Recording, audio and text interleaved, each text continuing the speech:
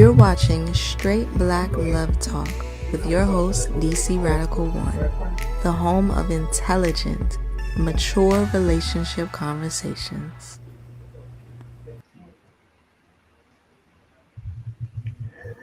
Greetings, friends, family, allies. Wait a minute. What am I doing? My bad. Before they straight black pride, this is your brother DC Radical 1 and Sister Najai. Are you there? Deal, Mambo VP. And this is SBL Talk. So um we should be. And Sister Najai, could you do me a favor? Well, first of all, can you hear me? I'm assuming you can hear me. I can. Can somebody in the audience give me a sound check? Give me a one if you can hear me before we get started. And two, Sister Najee, can you do me a favor and let me know if we are on Instagram? We're Okay. supposed to be streaming on Instagram, so on the main channel. So you can do that for me.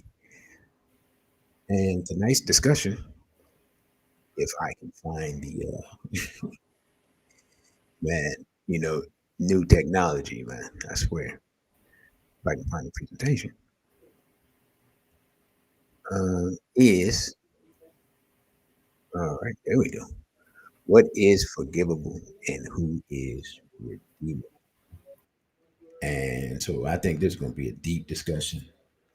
I've sent um, I've sent the information out. Let me greet people who are already here. First of all, let me do that part. BB40, straight black pride to brother pro black and plant based. BB40 to brother Elijah.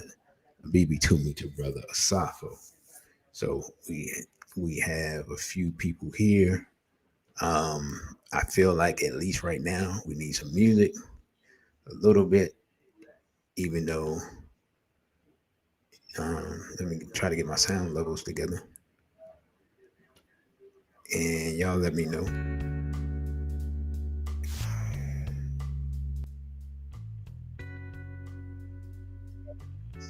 Those are appropriate as well. And Sister Najee, can you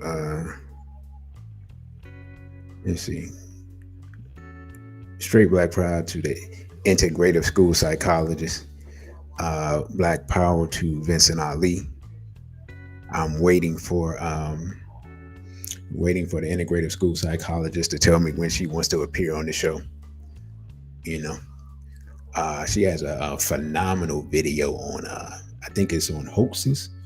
Sister, let them know. There's people in the chat know your well, I guess it's here, but let them know your information. I love that video. I'm not gonna lie. I thought that was phenomenal. Might have to pay you do my videos, but let's see. Is that everybody that I see? What, Sister Najee, what's going on the Instagram side? We have a few people over here, but speaking on Sister ISP greetings, Dada. I would love to have people come on, especially for this conversation. I mean, if there's anybody that's credentialed to be able to answer who is redeemable and what is forgivable, I think Sister Integrative Psychologist would be it. I concur with that assessment because if you leave it up to me, we're gonna have plenty of land left for the remaining people. that's you know what I'm saying. So I'm just saying, keeping it 100 out here. So let me look and see who's on the what you call it on the Instagram side and greet them. Since Instagram is Melanated Cafe, and now I think it's just me. Not too much popping on Instagram. Oh, okay. All right. Well, so be it. We got a handful of people here. Hopefully more people will come in. Did you do something to the music or did the music just disappear on its own? I don't have the ability to do anything to the music. Can you hear it? I cannot. All right. Well, that's yeah. So we're using alternate technology so we can stream to more people for a lower price. And yeah, so If we do have glitches, that's what's happening. Um, so yeah, let's just get to tonight's discussion. Um, I'm trying to see how I want to present this. Let's see. All right, that's cool. What do you think? Well, no, I don't like that. Is there a way to put us up top? It does not appear so. We'll put us beside this. All right. All right, sister. What you think about that? I like that. What you think? I like the leaves in the background. It's real nice, serene. Ah, yeah, I knew you would like that. I did that just for you. I was thinking about you when I did it. That's something. Um, I'm looking for. I'm looking for. Where's our what you call that thing? Okay, here we go. First of all, let's put this here. Bam, and this here. And if you will notice, Sister Naja, you're gonna notice something on the bottom. There's something just for you again. You know, since I spent so much time talking bad about you, I had to do something for you. I appreciate the recognition. All right, so let us get started with the presentation. First of all, man, what do you, the people in the chat, y'all let me know, what do you think about this discussion? Just saying it offhand, what do you think about this discussion? What does it put into your mind? And let me see, did I cut the music off accidentally? I don't, let me see. I don't even see the music. Um, did I, oh, do I got some misspelling, mispronunciation? All right. Well, anyway, this is what I'm gonna do because the sister said she hit me up to something. Uh, let me see something. This is what I'm gonna do. I am going to let you, and I don't know if you can, but I'm going to let you do the pledge, which should be the first thing coming up. Okay. How about that? So, all right, you take charge of that. Let me find out how to mute myself. We already on the right track. Okay. I pledge allegiance to my straight, black, and proud ancestors and the culture and traditions which they founded. I vow to practice those traditions of straight, black love, family building, and nation building to the best of my ability, using all of my life's energy, intelligence, and creativity. I also vow to do everything in my power to protect Black men, Black women, and especially Black children from sexual abuse, homosexuality, exploitation, and miseducation as long as I am mentally, physically, and spiritually able. Lastly, I vow to fight against any force, physical foe, ideology, or philosophy that threatens the straight, black, and proud culture, regardless of origin. This I pledge in the name of my African ancestors and the divine creator. Ashe. Shay. So, um, again, let me just make sure y'all can hear me because I ain't sure. We can You hear know. you. All right, cool. It's not an So, episode that we have without you reminding me of the Dave Chappelle skit.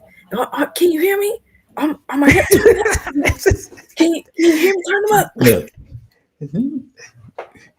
look. I know you have a tendency to lighten the mood, and you more than any other woman seem to be able to make me laugh. So, you know, cut down on the comedy just a smidge, if you will. Um, of course, I always talk about this: the cultural importance of marriage. In traditional African and traditional African American culture, marriage was an expected part of adulthood. And in some ways, I am speaking to myself. Now, I am going to, before I leave the ancestral realm, leave for the ancestral realm, I'm calling into existence. I'm going to marry a beautiful black woman. Now, I'm not going to do like Dr. Umar and say that I'm taking applications because that's not true. I'm not taking applications at this time. However, when I do formally open up that position, I do actually have some people in the lead. So there will be competition. That's all I'm saying. Anyway, let me move forward. Um, and I'm gonna let y'all figure out whether or not I'm serious or joking.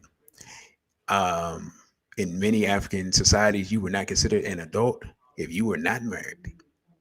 The family was considered the foundational institution of the society. There was no debate about the equality of men and women, as each had their own jobs to do for the society. Sister Najai, you have anything to add to that? Hapana, I do not. All right. During enslavement, black men and women were often escaped to try and find their spouses and children, risking life and limb, like literally risking limbs. If you, for those of you all who saw the original Roots, they were chopping people's feet off, chopping people's hands off, and other savage and barbaric treatment that we have been subject to. Black people would often buy their loved ones with money they had saved up working quote unquote overtime to get money to buy their spouse's freedom. Like, this is something that we don't talk about.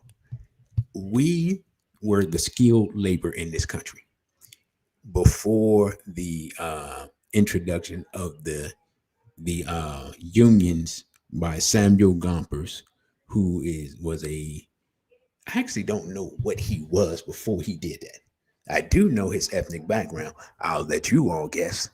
And somewhere in my phone, one of my phones or cameras, I actually have a picture of his bust that is in the National Portrait Gallery on what's it on? It's what is that, G Street? Anyway, it's not it's like right by the Capital One Center or whatever they call it. You know, the basketball arena, basketball and hockey arena, whatever that's called in DC. So yeah. But anyway, sister, you had anything to add to that? Hapana. All right. Let us move forward.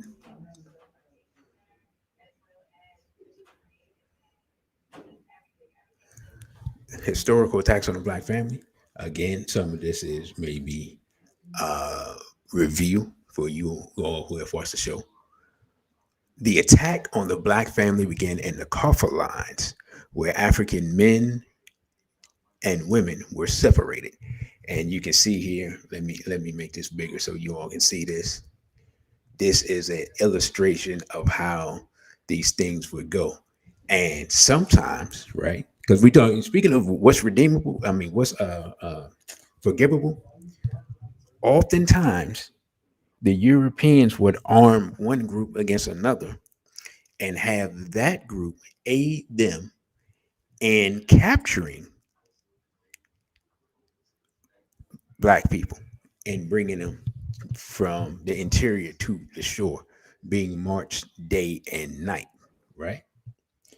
Others, other times they would, and the Portuguese, who I'll let you guess their ethnicity, would do, right? The Lancados and Moranos would do, would they would capture black women, reproduce with them, let the black women teach the culture and the language to the children, and utilize the children as enslavers and slave catchers, right? That aspect of it, the mulatto aspect of enslavement is something that people don't want to talk about, right? And on the eastern side of Africa, Tipo Tip is one of the most notorious slave traders in African history. And he was a half Arab, half black person. We don't like to discuss those issues. Sister Najee, do you have anything on that aspect? I do. Recently, there was a young man that was killed. Um, he was killed in Ghana, but he's Senegalese and he plays soccer. So he went to Ghana in the hopes that, his soccer career take off and then he'd be able to travel. And he was a young man, full life ahead of himself. And I don't recall his name right now. This is something just recently happened. And the people of Senegal have started to place blame on Ghana and basically be like, look, you know, we gave our son to you and you didn't take care of him. You let him, because he was killed. It wasn't like an accident. It was like one of those, you know, kidnap and kill kind of things. And the people of Ghana responded all in all by saying, you know, that it wasn't us, it was the Nigerians. And then, of course, from there, now the Nigerians, hey, you know, and it's just all of this thing of like pointing fingers at each other and really bringing up these issues that you're referring to, but in a modern day context. So, not trying to be word of the week incendiary, but that is hot takes, really hard things to deal with in real time, but we're gonna have to deal with them eventually. Yeah, I saw a post on that, but I didn't dig further into it. It was very unfortunate.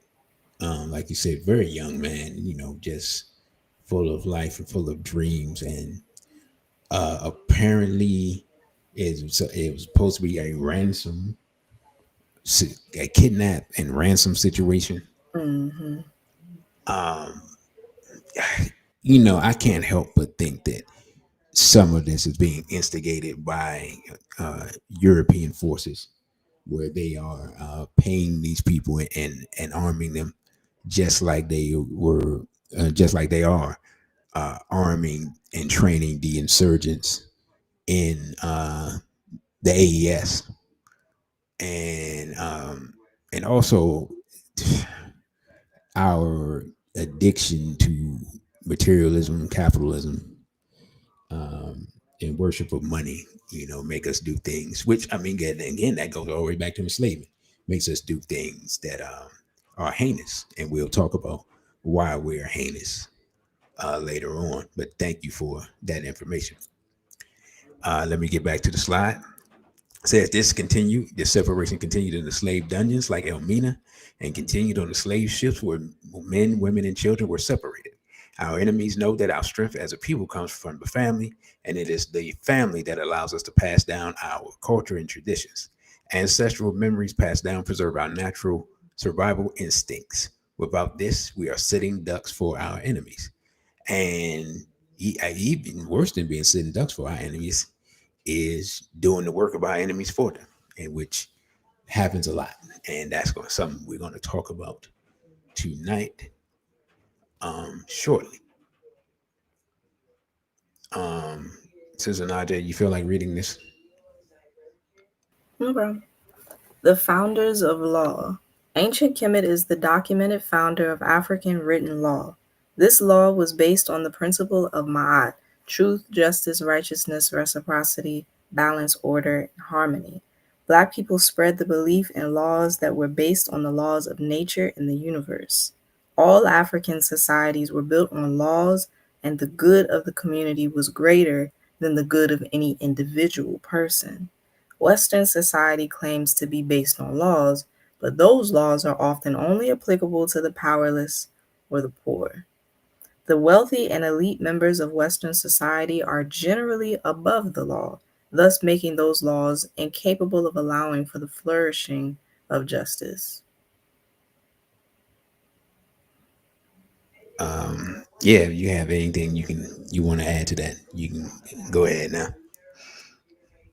It's nothing but a fact. The Western laws, not only do they not work, they tend to not even truly make sense. There's a lot of ridiculous laws. There's a lot of outdated laws. There's a lot of just foolishness, but we call it a law just because somebody had enough money to push it through.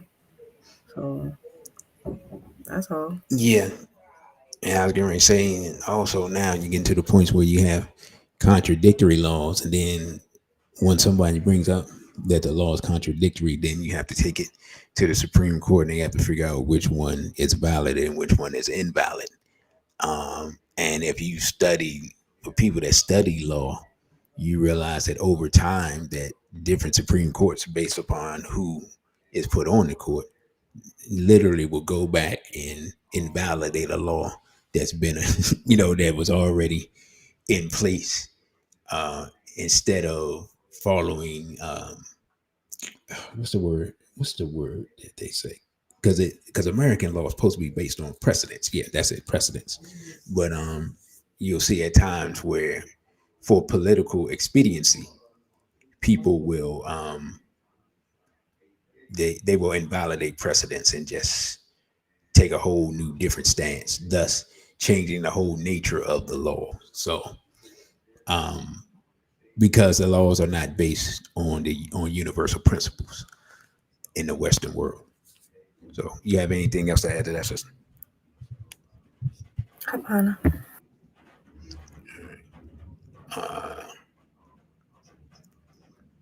Um. Oh, okay.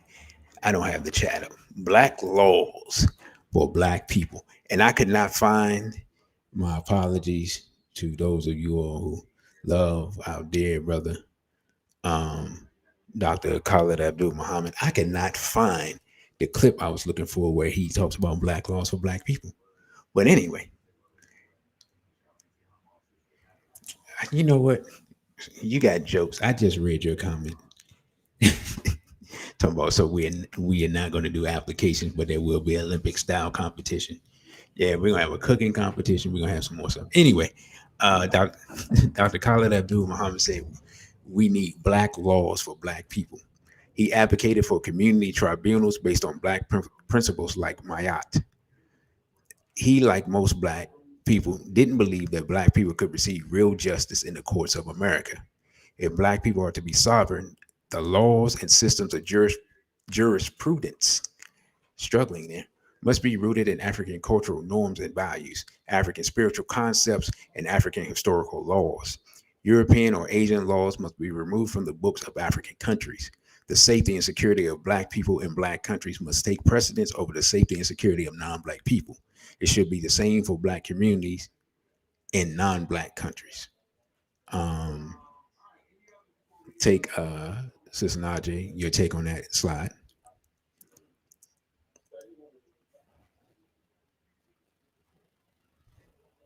Sis Najee, you there?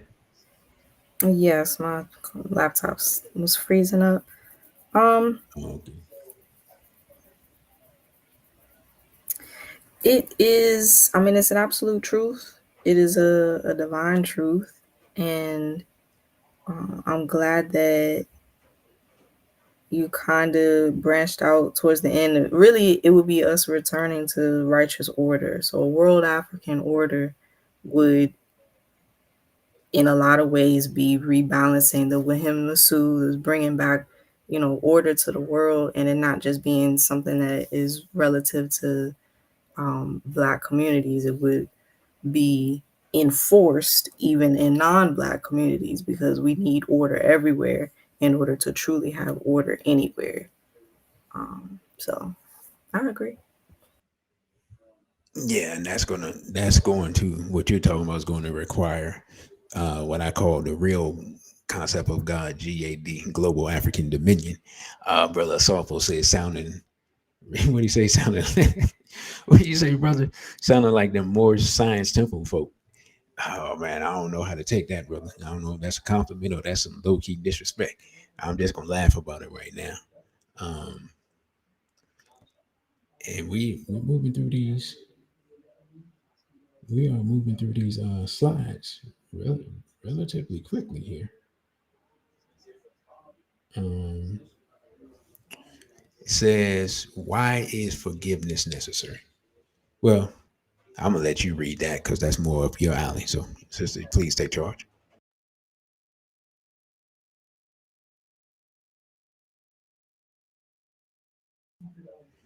All right. Well, she might be having technical issues. I think she's having technical issues. All right. So let me let me take charge of this one. Because Black people in America have been around and raised by a heinous people, our people have committed heinous crimes, mostly against each other. This is a result of being in, as Dr. Amos Wilson puts it, a crimogenic society. The foundation of American society is stealing land from Native people and stealing people from Africa. all non-black people in America have been taught to hate themselves and to worship whiteness. Even more than that, every group of people in America, including black people, have been taught to hate black people. This engenders black self-hatred.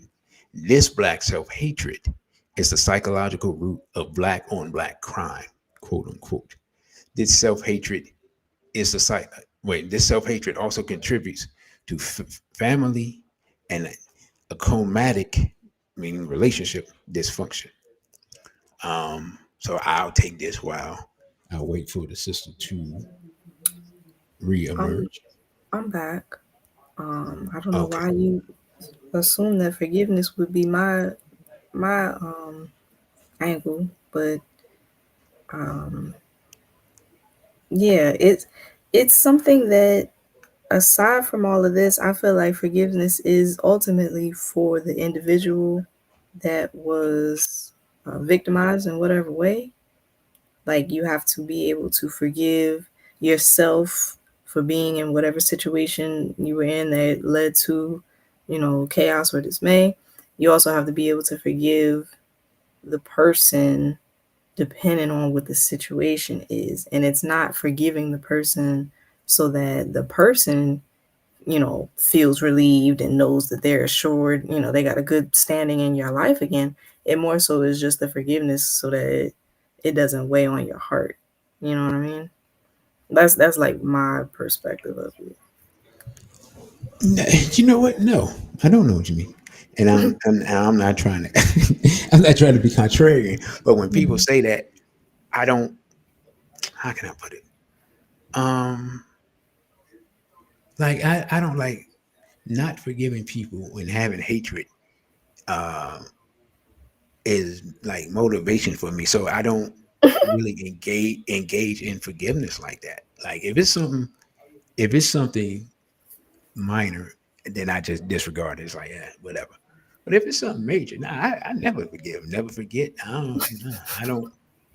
I mean, that may sound crazy, but that's just the way I live my life. I don't have a lot of forgiveness in my heart. Like, you know, you once you pass the ancestral realm, then maybe, you know what I'm saying. But yeah, I don't know. I don't know if that's anti-African. Like I can't. I don't know if I need some therapy. I don't know if that's just wrong. I don't know. But I'm just saying I've just never been into that thing of people like, oh, you should forgive because whatever. You know what I'm saying? Like Yeah. it's like when people start talking, it just goes in one ear and out the other. Because I'm just like, Hmm. you not making. To me, I'm just like, you're not making no legitimate points that I need to listen to right now. Like Hmm. this would I'd be looking at people like what you saying sound like some Christianity part I'm concerned, but hey, you know what I'm saying? Well. When you talking to somebody that in essence grew up Muslim, so you know what I'm saying, like the Christian forgiveness and all that stuff, or anything that even sounds like it just, that thing just washes over me like water over underneath a bridge. Hmm. Uh, I'm gonna read Brother Asafo. He says that's why Mama was and said we shouldn't hate our enemies because it causes stress on the body, which can be detrimental. Um, I'm not one to argue with our ancestors, but But I I, I disagree. think I no. I'm gonna say this: the reason that it's not that we shouldn't hate our ancestors is that the stress is not from hating our ancestors. In my opinion, the stress is not from Hating acting our on the enemies, hate. not our ancestors. I mean, oh my bad. Excuse me. Yeah, Hmm. wow. Pardon. So, uh, the stress is not from hating our enemies. So some of our people do have stress from hating our ancestors. Now that is real. You Yeah. right. That's what's really going on with a lot of our people. But um, I don't feel like the stress comes from hating our enemies. I feel like the stress comes from not enacting, Hmm. doing anything about it. Hmm. That's where the stress comes from. Hmm. You know what I'm saying? Like if you say, "Man, I hate our enemies," and then you're like, "Oh, I feel distressed," and then um, somebody happen to run in front of your car and they get flipped over, and then you back up to make sure they are all right. I don't think you've distressed at that point, in my humble opinion. Like you know what I'm saying? Hmm. So I, hey, call me, hey, call me. crazy or whatever. Maybe I'm looking at this. Maybe I am incorrect. Maybe I'm looking at this thing the wrong way. But I'm saying if like for example, let's say I back in the day happened to find the guy who was still breathing when I was a young man, happened to find the guy that set up Fred Hampton. And there's a bridge and he tripped and fell off the bridge over a cliff down the side of a mountain. You know what I'm saying? I don't think I'm gonna feel distressed. I mean, I'll call emergency services once you get to the bottom of the ravine. But yeah, I mean, I'd be, I'd be good. So I don't know, sister. You want to interject here? I don't think. I'm Hmm. Go Yeah, ahead. no, go ahead. No, I'm just saying maybe I have a misunderstanding, but I don't feel. Listen, I don't feel distress when my enemy is. The saying, never interrupt your enemy when he's making a mistake. Mm, I don't feel distress when my enemy is in pain. You see what I'm saying? mm-hmm. Sometimes I just look and I'm like, wow, that looked like that hurt. Like, that's about it. That's where I'm at with it. Hey, maybe I'm old. Maybe I already got, because I already have other stressors, and that's not one of them. So, yeah, yeah. If you want to interject, you go ahead. I'm gonna mute my mic. I had to touch on a few things you said. For one, I don't think there's anything you were saying. You don't know if you're acting from a place that's anti-African because you have no issue with hating your enemy. Because I truly believe that when we think about balance, when we think about Ma'at, when we think about Mali Mubaruti talking about a righteous rage, there's going to have to be some people that hold more weight than others because there needs to be a rebalancing. So it's not going to be in this world that everybody holds the same amount of rage, the same amount of consciousness. It's just not. There's some people that have to hold more. And so if you're somebody that is capable of holding, um, standing on your square and holding true to, no, I will not let these things go by. These transgressions will be rectified within my lifetime. If you're somebody that is holding that, I don't think that would be just inherently anti-African. It certainly, I know where you're coming from as far as it sounding like it's a Christian principle of forgiveness. But what I was explaining is not, to me, I don't think, so we're not talking about forgiveness of our enemies specifically. We're just talking about why forgiveness is necessary in general, and us being able to forgive ourselves, like within our community. So the best example that I always use is forgiving our parents. Your parents could have done you dead wrong, and had this, you could have had so much potential in life, but your parents didn't really, help you through it, or maybe they even dragged you back because they felt like you were getting a little bit too big, and it can only be one sheriff in this town, and like that kind of thing. There's a lot of parental dynamics that people hold on to in life, and the forgiveness is not for so the parents can feel good about their parenting. The forgiveness is so you can now, as an adult, breathe, let go of it, and start to take back control of the narrative of your life. Because you can't be 30, 40, 50 years old talking about you're in this state now because of your parents. Now, I'm not saying it might be some extreme cases, I don't know, but for the most part, once you hit a certain age, that accountability is falling on you. So that's the example I mean, as far as forgiveness being for you and not for the other person. Oh, okay. Yeah, but I Mhm. wasn't even really addressing what you were saying. I was just addressing so much. Uh, I mean, not so much, but more so what Brother Safo said as far as Mama Wells, Mhm. um, as far as not hating our enemies. So it's not even a matter. Excuse me, not even a discussion about forgiveness per se, as far as not hating. I've never, yeah, I've never agreed to that. God hates the devil. God hates evil, and ultimately, our job description and assignment is to ascend to godly levels of Africanity and dominion over planet Earth, which is what was given to us as the original people. So we have to embody that, or strive to embody that in all aspects, including the aspect of where judgment has to be rendered and justice has to be implemented.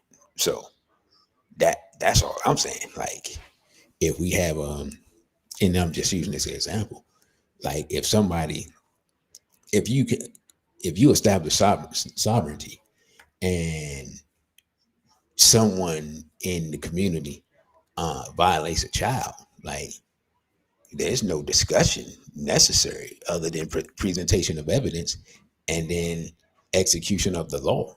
Like, you know what I'm saying? Like that, some things are not forgivable, and that's a primary example where all I'm doing is getting the tube, going to the tube shed. I ain't no talking for as I'm concerned. You know what I'm saying? So, I mean, it just be chestnuts roasting on an open fire. You know what I'm saying? that's that's how we handle that. So, yeah. So, do you have anything else to add to this slide? Yeah, going back to what Brother Safo said about Mama Wilson saying we shouldn't hate our enemies because it causes stress on the body. I don't think it's hate our enemies in the sense of we need to forgive and love our enemies. I think it's more so a thing of holding, like, for example, I used to be extremely triggered by white people in the sense of like I can't have them within my vicinity at all. Which I guess it's still kind of like that, but for the most part, it's gotten better. And what I'm saying is, for me to hold that stress on my body is on me, and it's going to be detrimental to my health. And so now I'm no longer in a position to be able to work against the enemy because just the presence of the enemy has mentally, physiologically upset me so much that I'm not, I'm incapacitated. So I think that's like the message overall that Mama Wilson was trying to portray. Okay, that's excellent, sister. And I'm not gonna lie, I was laughing because when you said that, I'm thinking to myself, they have no idea because they ain't been around. her whole her whole aura and body language changes if she's around too many of them folks. I ain't even gonna hold you. I noticed it. It was, I ain't gonna lie, it was funny only in the sense of, yo, this is how she really is. Like when I saw it, I was like, oh, this is how she really is. This is authentic. It ain't even, she can't even hide it. And that's what I just laughed to myself.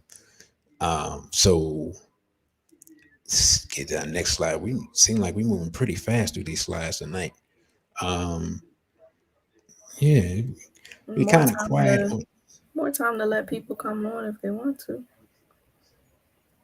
Okay, well, yeah, but I don't even see people in the comment section. Really, I was hoping for more people to come in the comment section and express themselves. Let's see, we what do we have next? Okay, what is forgivable? I'll let you take this, sister. Okay. When we speak of forgiveness, Black people have yet to define what is forgivable. While we tend to forgive our enemies for virtually every crime, we are far less forgiving of each other. Even the slightest offense in the Black community can lead to a gun battle that threatens the whole neighborhood. On the other hand, police and random white people can shoot down our people with impunity, and we refuse to harm a hair on their head. Many times, the families of the victim publicly forgive the non Black offenders before the Black public even finds out the details of the crime. Our understanding has to be reversed from its current position if we are going to survive in this country.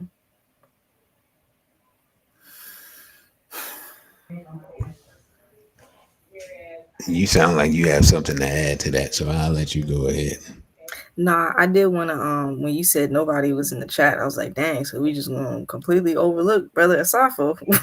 I'm glad that he stood up for him. So I have to do the same thing sometimes. He be like, dang, ain't no sisters in here, and I'm the only one, in the comments holding my hand up. So it's not just you. He overlooked me. Hey, let me give shout out to brother Asapo for being very active in the chat. We greatly appreciate you, brother. And no, you are not somebody. You are somebody. And as Jesse Jackson once said, I am somebody. You know, but no, all jokes aside, no, thank you, brother. I'm just used to more activity, and well, at least yeah, the last shows yesterday and today, it's been um at least it feels like to me less active than normal. So I'm not sure what that's about. Sister Najee, you did you have anything to add to this particular slide? I feel like you asked the question about what is forgivable, but we didn't really have a conversation about what is forgivable. We more so had a conversation about our inability to forgive each other because we use all of our forgiveness in the most extreme cases for the people that are offending us. I think in the next slide we'll get further or deeper into that. Okay. So, well, yeah, no, I just wanted to say I had to make sure my mic was on because new tech, got to be careful. But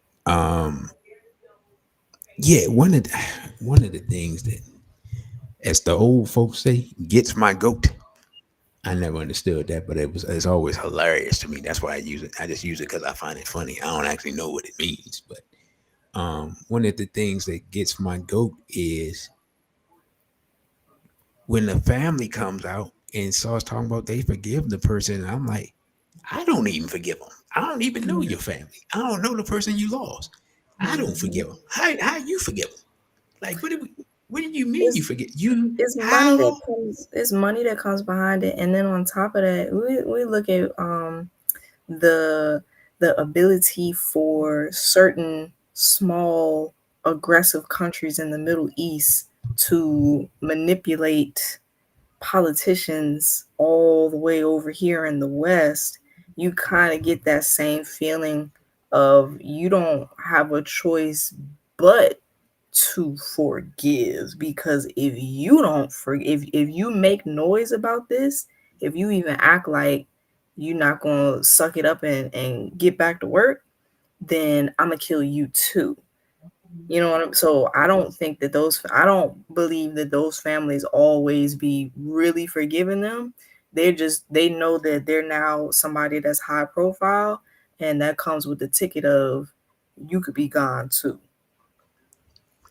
Um, well, let me say this. I do understand the money aspect of it. I know a lot of times that's part of it. That's why they send Ben Crump and Sharpton before you even hear about what happens. But I'm just being completely honest. If it's my child and somebody wants to threaten me or whatever, then we just gonna have a Rambo movie and we're gonna see how it goes. Because all I'm thinking at that point is, how many people can I take with me? That's it. That's all I'm thinking. Like, you can come with whatever you coming with, and I'm gonna come with whatever I'm coming with, and we gonna see. Because for me, if you kill my child for no reason, and let's say I collapse a building on all of us, and I take out 30 of you, hell, I won, as far as I'm concerned. So you know what I'm saying? Like that. That's how I think about it. That's how I'm carrying it. And I always believed in what the Honorable Elijah Muhammad told Muhammad Ali. He said he told him one time. He said, "Messenger, they told me if I don't throw the fight, they're gonna take my knees out." And he said, well, you tell them they got needs too. Hmm. And then that was then that was you know what I'm saying? And that was the end of that discussion. You know what I'm saying? So I did that. That's how we got to carry it, as far as I'm concerned. If we started carrying it like that all the time, where if every time there was an accident, and a black person lost their life in an accident. Um, uh, an accident also occurred in the community where the offender is. I don't even think we had them problems the same way, in my humble opinion. So you have anything to add to that, sister?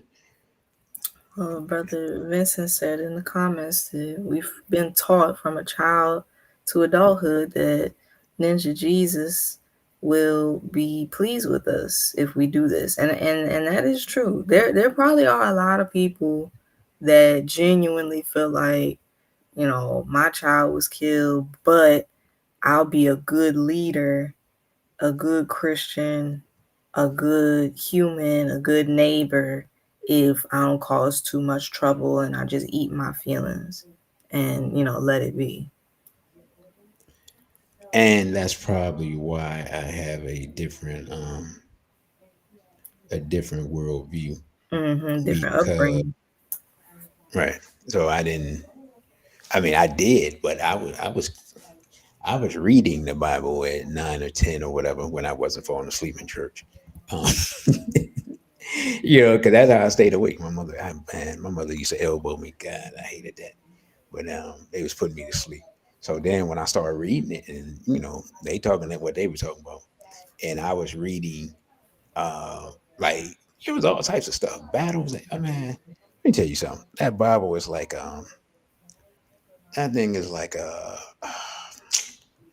it's like a epic adventure story. You know what I'm saying? Like you got magic and I swear somewhere in there is dragons and giants and sorcery. And I mean, you know what I'm saying? It's like it's just like a religious Conan book. So you know, when you read the Old Testament, so I was reading that, and like I said, Moses battling against the Egyptian sorcerers and all. And listen, man. Once you read that part and you start questioning people and don't nobody got no answers, yeah, your worldview changed. That at least that's what happened with me as a young man. I'm just like, hey, I'm just like, yeah, what about this part? What about this part? What about this part? And then once you start learning about linguistics and you know, translating things from different languages and dead languages and all this, man, you just start looking around like whatever y'all say. But this is not a religious discussion. So we can move forward, right? Sis? I did want to kind of get into it a little bit before we go, because the Oh, okay, my bad. comments. Um, I was watching a video the other day that said that hate and the emotion of hate is really your best friend, because that's the emotion that's gonna kind of check your environment with you in mind first and foremost. And when you ignore it, when you ignore the emotion of anger and hatred, you end up selling yourself short. And who was it? Brother Tony Campbell said two things. He said he never understood why black people don't, what I'm saying, just go to town and handle business. And also, and especially, how is it that we're going to use Jesus as a reason to not go to town and really do the righteous work we were assigned to do here on earth? Because Jesus carried a sword. Jesus was overturning tables. Jesus, the Christ, is actually very righteous and revolutionary in his time and the story of it all and everything.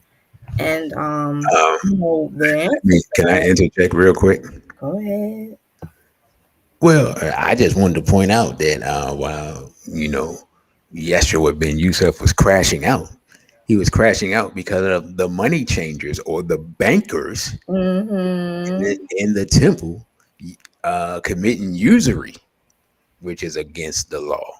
So, and of course, it was the bankers who set him up to be taken out by other people. So I just wanted to interject that part. Pardon me, sister. It was a hat fact, a quick hat fact. I'll take it, no problem. Yes. So Jesus carrying a sword, and really showing us that the turn the other cheek thing is not the ultimate solution. The reason that we have so many people that feel like turning the other cheek is the only solution, or at least they say that's the only solution, because like you said, and I think in this slide, yeah, in this slide, if it was a black person, you have no issue going in and trying to get your retribution. But when it's a white person that killed your baby, then all of a sudden we turn the other cheek. But a big reason for that, I think, is the industrial complex of the churches and our religious systems. The fact that the church has to go to the government in order to really be within legal standing and do, they also have to go to the government to hear what it is that they're supposed to preach on. They're not allowed to And just and, and read the word. don't forget they also many of the pastors also take free trips to Israel for And re-education, if you will. another quick hat fact. Yes, so that is a big part of it. We're not getting the Bible in the sense of somebody that's capable of comprehension, like with their own eyes and mind. We're getting the Bible by word of mouth of a preacher who gets his stories by word of mouth of the US government, who ultimately is going to always have its best interests at heart. And Yeah, you also well, you forgot who the U.S. government gets their gets their another quick hat fact. Yes. Yes, yes. So, are we finished with this slide? We can move on, yes. Okay. And what I'm gonna need you to do for hold on, let me look for the next slide first before I say this. Um, I'm gonna need you to do after I read this slide, um, I'm gonna need you to take this slide for me for a little bit while I try to figure out how to the um add the advertisements for the night during the break because I want to take a break, basically a little bit after. We're after the top of the hour. Hmm. Oh, this is after the top of the hour. So what do you think? You We're think we're coming to the top of the hour. I got I got 7:03. Oh, I'm looking at it as how long we've been in here for 57 minutes. So I'm like, we Right. got 3 more minutes until technically the. But okay. So Okay. do you want me to just do this slide? Is that what you're asking me? Well, no, I was asking you, do you want to take the break now and do the advertisements, or you do the slides first and then do the advertisements? Do the slides first. Or, of course, fine. Okay. Now, this is not a comprehensive list, but this is just a short list, and I'm sure once we get into this is going to take us a little bit. So, common crimes against the people. Um, and I'm gonna make this bigger so people can see. Number one, not the worst, but definitely one of my pet peeves: drug dealing. The explosion of the drugs, uh, not the drugs. The explosion of drugs in the black community starting in the 1980s made drug culture a part of hood and hip hop culture. So, and what I mean by that is, and we have talked about this previously in a show that I'm trying to find a way to re upload. Um, before, now, this is not to say that drugs were not a part of this society, right? Because we had the heroin epidemic in the late 1960s. We had angel dust, especially in DC area, and on the West Coast, from my understanding, in the 1970s. But in the 1980s through the 90s, like we're talking about literally a, a 15-year period or maybe longer, the crack epidemic had a hold on Black America where it swept from, you know, parts of the country, in waves, right? And it became more popularized due to music and media, especially the music, where many tales of drug dealing and also pimping, which we'll get to, and from you, I mean, you named the person: Jay-Z, Biggie Smalls, um, even Nas.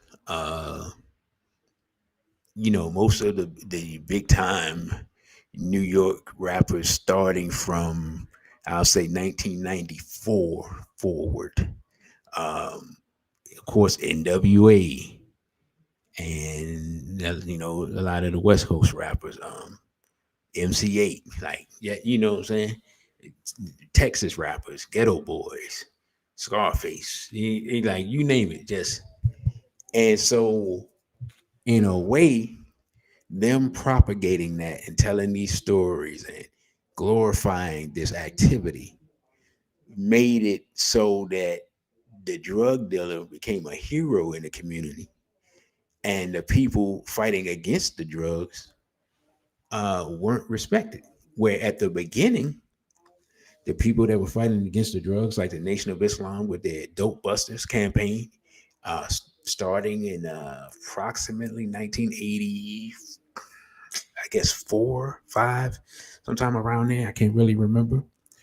Um, were lauded in the community, and then you even had other Muslim groups form their own cadres of brothers to patrol the community and try to fight against the drugs in the community.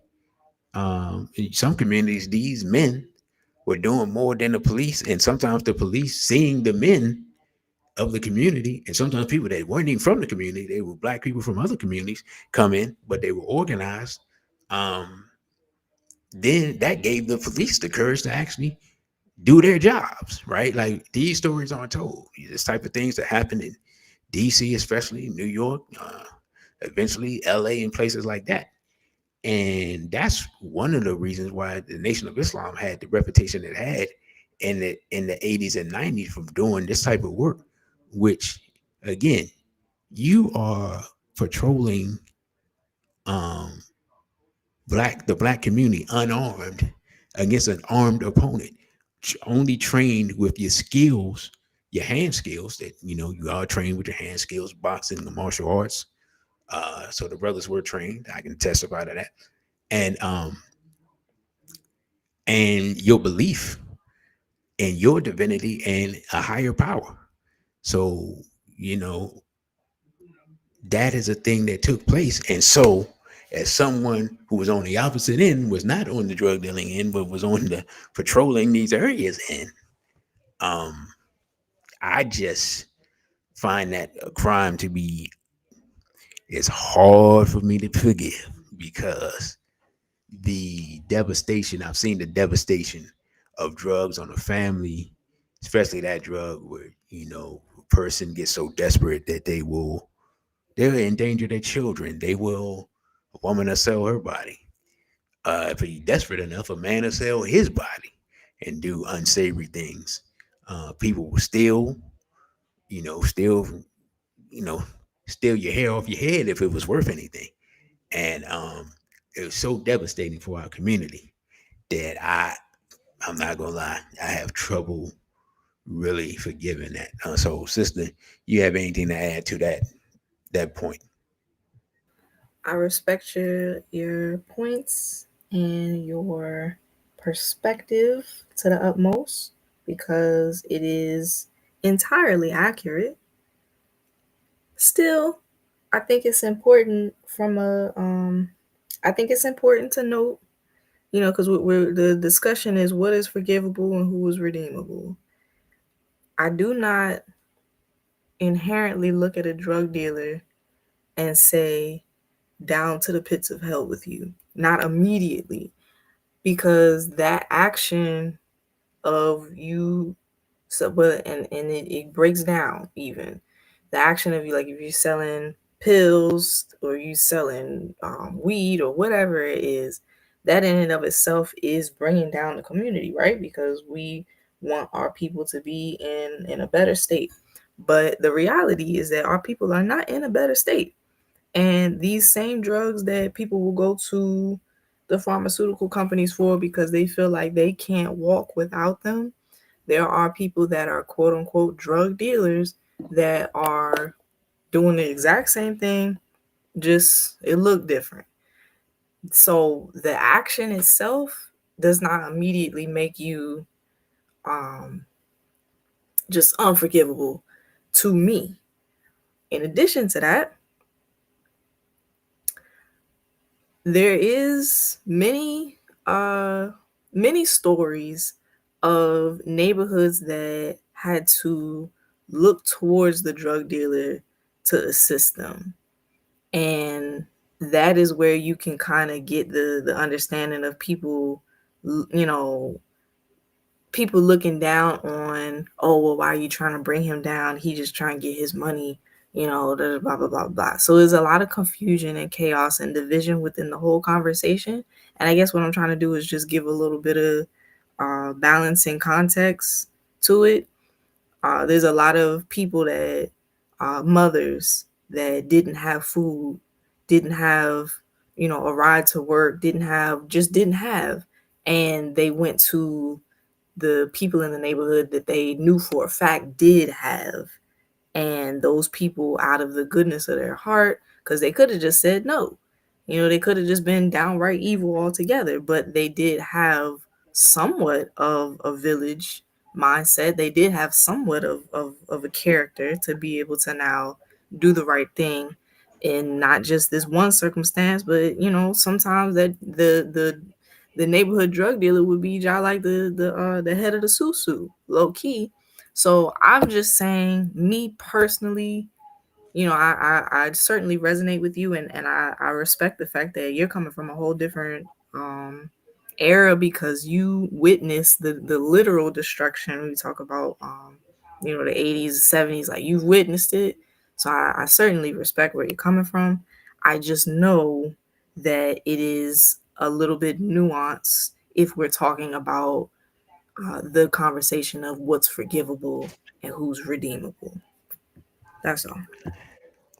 Yeah, well, I mean, I'm glad you were able to give that nuance. And um, I would say, I would say, but when I think about it, I'm like, I would say the substances do matter in a sense, but like even in the modern context, what people are selling now with the fentanyl, which is just really just almost instant death. Yes. Um, and I don't know what some of this other stuff is, but there's something I don't know what it is, but it's Yeah. something that's like turning people into like zombies. Like they just be walking around and they totally incoherent, and you can't like it's almost like they can't see. And yeah, I don't know what's happening, right? But I've seen people on it, and I've seen how they are, and I'm just like, yeah, I don't even know what's happening. Let me get out of here. Yeah. So I don't know what that is. It's something. Just, anybody know what I'm talking about? It's something happening on the streets of DC It that's just it could be fentanyl, because it's not immediate death, depending on how it's done. It could be K2. It could be the stuff people that dip. It could be people getting a lot of these people getting drugs from the gas station. From literally from the corner store. They're getting their drugs from the corner store, and it's yeah. legal. I've seen. Yeah, I've gone in like So that's corner why the whole convenience store and conversation of seen some drug type of dealing is weird like, stuff. yeah, it does have nuance to it, because it's Well, we're already drugged up by the well, oppressor. you know. that's true. But I mean, but then another thing too, though, if the community is going to be sovereign, if there's a business that is selling detrimental products, you know what I'm saying? Like for example, you are supposed to be a Muslim and you selling pork to the people, you should make sure your insurance is paid up. Because I mean, lightning strikes and causes fires all the time. Especially in But we summertime in DC, we're all not types of really lightning be there going on. yet. You talking about when we living in a BB Fahody land? We talking about right here today, right here today. We not Hey, there. look, John, if John can shoot up the whole block, I'm just saying. That's all I'm saying. If we could You get know what I'm locked saying? down to you know what I'm saying, just go to a different section of Pennsylvania Avenue, then we would be on a good track. But unfortunately, we're not there yet. We're just not You know what there I'm yet. saying? Ray, and Mook and them. You know what I'm saying? Not move, move. Um, but yeah. So I thought Brother Tony said it's a double edged sword. Indeed, and my whole thing is, it's not as if people, now some people did, but I guess maybe the government sometimes came and just took everything. But it's not as if people were like building economic infrastructure with their ill-gotten gains, right? That's not all the way true. You can't say that outright. I know people personally who have been, because mind you, there's more nuance to this specific question of drug dealing. It is not like money is just falling into the black community left and right. Us Hold on, being able let me to, address Brother Tony. Actually, Brother Tony, that was the Sackler family who happened to be, well, anyway, you know who. But go ahead, sis. the money ain't just falling into the community. And so if somebody has the ability to now go and get some extra money and it's not, downright hurting, like what it is that you're selling matters to me. If you're selling weed, I'm not looking down on you because I know that that's sometimes the only thing people have been able to do, because you might not be able to go get a regular 9 to 5 because maybe you have, marks on your record or whatever. Like there's always some, or maybe there's a lot of people have jobs and they still living in their car, working full-time jobs, and they need Well, something no, extra to that's push real. them over. What I did you mean, I say? concur with that. No, I was saying I concur with that aspect in Right. this And economic so what I'm environment. saying is that I'm not going to look down on somebody that now is about to go out and do a quick hustle so that they can get over. Now, what I was saying is that I know people So, personally. all right, so let me ask you then. So, Mm, if you saw me on the corner selling singles, you gonna be like, "Oh, yeah, I know the brother been struggling economically. Oh well." singles is not going to get you the same as an ounce. It's just not. You hustling backwards if you selling singles on the street. You could be the better use of your time if you just sitting on the corner selling singles. So yes, I am going to look at you funny if I saw you doing that. Anyway, See, you only looking at me funny because you like that's not efficient enough it's uh not. enterprise. Not, if not we you if we ain't gonna go you ain't backwards, you let's at ain't least judging the make sure. morality. Let's at least make sure we go backwards and is worthwhile, and we have a 2, 3, 4 steps ahead when we turn back around. We're not Oh. gonna go backwards and stay back there. Singles, no, not the same. Anyway, what I was saying is that I know people personally who have built up their money, and they weren't able to do the 9 to 5 thing, but they were still able to build up their money, take care of their family, and because they were doing well for themselves, the police targeted them and stole the money that they had. So the whole, like, I can't Yeah, just but you look got to charge down. that to the game. Ain't no chart, man. Look, what I'm saying, what it's did people out here what did that's trying to Omar do what did right. Omar say in the wire? That's part of the game, ain't it? It's people out here that's trying to do right, trying to make it happen, but we know that the system is rigged. So I'm not gonna look down on the people next to me that's trying to make it happen. And when I know we all got these ridiculous hurdles that don't even make sense. So that's just me I personally. wish people in the chat would give us their thoughts on this discussion that we're having, because y'all know where I stand. You know what I'm saying? All I'm saying, and well, not Ho Chi Minh, who was it? Um, he had to be extreme in dealing with the opium, because the brother talked about the opioid epidemic in Hmm. China. Right. And he basically just gave people a time frame to get themselves together, and those that didn't, you know what I'm saying, got returned back to sender. And hey, that's how you got to carry it for as I'm concerned. But anyway, we shall move forward. because we supposed to be getting to people. I got people that got ads. So pimping or sex trafficking. This has become more sophisticated in the 21st century. Modern tech is being used to lure and entrap young women, girls, and even boys into a life of exploitation and being violated by multiple people. Of course, that's been in the news because of the Epstein situation, but it goes on the highest levels. That's right underneath the highest levels, but it also goes on locally in our communities. Sister Najee, would you like to interject on this? I probably feel more strong, like how you feel about drug dealing. I probably feel closer to that when it comes to sex trafficking. Pimping, I don't know Well, why well, the I'll be honest. Uh, I probably hate sex trafficking more than drug dealing, and I know you like how you didn't leave any room, and that's exactly that's exactly. I even this is even for me. This is even more egregious, and uh, the methodology of dealing with it will be one that will be long and involved. If you understand what I'm saying, but go ahead, sister. I don't know how pimping became like, I don't know where it got the positive connotation from, especially for you to be able to put pimping right next to sex trafficking. It's like, oh dang, that that basically is sex trafficking. Like when you kind of really sit back and look at it. So for so much of our culture to be glorifying pimping, or the movies, they're like, I'm always stay a pimp, and it really makes us look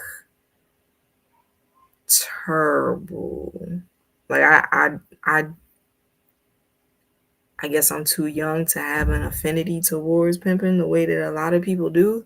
But a lot of people have an affinity towards the word, the concept. I think it's even just it comes with a culture, in the same way that the African people on the continent will say that they're in words, because not because the history of the word, but because the like swagger, the confidence, the quote unquote hustle that they've associated the word with. I think that's what we did with the word pimping. We see Well, pimping, we see like a but confident man, or go ahead. no, I was getting ready to say. Well, we also have to understand is psychological warfare and propaganda, as we talked about in the show that got banned. So, like I said, I'm trying to find a way to re-upload it. BB488 to brother, you got ripped off. Um, what was I getting ready to say? You know, from in the literally as part of the counter, in essence, part of the counterintelligence program, the glorification of the criminal and the glorification of pimping through the black exploitation films. That's where it became glorified. Now it goes all the way back to enslavement, but it just had a different name. Um, like if you go back on the sex farms, like uh, there were enslaved Africans whose job it was to showcase the merchandise, if you will. Mm, And so, in essence, you know that's the root of pimping. But the glorification of it in the late '60s, to counter the Black Power revolution, you know, that's where the whole culture around it began. So movies like Willie Dynamite and some of the other, of course, The Mac and some of the other movies. Um, that's where people got that, and then you saw it come into the '90s where people like Snoop Dogg and Dr. Dre would use samples from those movies and from the music from those movies as a basis of their music they were producing, and even themes for albums and stuff like that. So yeah, that's why you have that whole culture, um, the whole culture that's with pimping. What do you say, brother? You say I enjoyed your first post, but I was going to be quiet because I'm driving and just jumped in with DC Wilding Wildly. because he Mm-hmm. did a whole program on the Godfather of Harlem. I mean, but look, I, let me say this. I'm gonna be stop making me laugh. I'm gonna say this. I am partial to the brother because he loved Malcolm.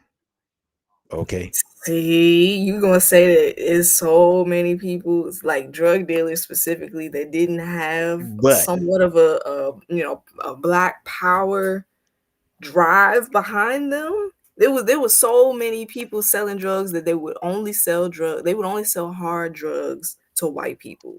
They I made it ain't their never met none of mission. them dudes. I ain't never met them dudes, so I You have to take only in your word for DC. it. This is drug dealers all around the world. I'm listen. I have to take your word for that. I haven't seen that. All I'm saying is when we was anyway.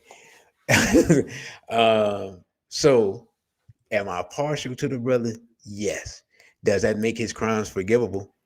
No, no, they do not. You know what Mm. I'm saying? Because ultimately, if we're being honest, Bumpy had to make a deal with Europeans in order to get his product, and he didn't really go to full on war with the Europeans like I would have liked to. Now, liked him to, excuse me. Now, had he gone to full on war with the Europeans, then and he loved and protected Brother Malcolm, then he would be exempt. But he Hmm. didn't, and thus Hmm. he ain't. You know what I'm saying? No, I don't know about that. I don't know about that. You know what? Let me ask you this. We don't deal with sex trafficking or people sexual abuse and none of that, right? So that means that we're not listening to R. Kelly's music anymore, right? I've been not listening to R. Kelly, so that ain't So nothing. why are you up on here trying to talk about it's okay for the drug dealer to sell drugs because he liked Malcolm X? No, he didn't like Malcolm X. He loved Malcolm and he helped protect Malcolm. Hey, who else can say that? You know what I'm saying? It'd be different if like my homeboy was a dealer and he was sending his security with me everywhere because he like, yo, brother, I can never do what you're doing, but what you're doing is so important. I got your back. Then I'd be like, you know what? I used to hate drug dealers. However, you know what I'm saying? But that ain't taking place. You know what I'm saying? Mhm. Ain't like no dude like, hey man, you and your man, brother Genie, I'm gonna take care of y'all and I'm gonna do this and it ain't happening. That's all I'm saying. It's it's So a it's a legitimate question though, because when we think about the Dr. York thing, right? And we skipping ahead for sure. But when we talk about the Dr. York, there's a lot of people that swear up and down either that there's lies, the allegation is just lies against him, or they found it in their heart to be able to say he's done so much good for the community that it's forgiven. He may or may listen, not have done it, but it's forgiven because he was so African centered. let me first of all, he was not African centered. Second of all, York is a fool that got these I almost start cussing. Got these nincompoops sitting around believing that they Indians and not African. Dr. York was the first person I remember in the 80s that popped up with that and talking about he was, I forgot what he said he was, because that and he said that's where he got his name, the York name from, and all this old Mm. mumbo jumbo stuff. When he started out with first he's supposed to be teaching Islam, then he man, whatever. Man, that dude's a pedophile, all right? Or any fool that's running around trying to defend that no good SOB, they can rot with him. There's a whole bunch of people you talking about then, because I'm telling you, the Hey, people ready to die on the hill of Dr. York. But let me give you another one. Let me give you another one. Baba Marlana Karenga. He's somebody that it would be under sexual abuse. There's a lot of people that don't celebrate Kwanzaa and they don't want nothing to do with Kwanzaa or nothing because they, the Marlana Karenga issue, which I'm sure you're familiar with somewhat at least. Yeah, yeah. Okay.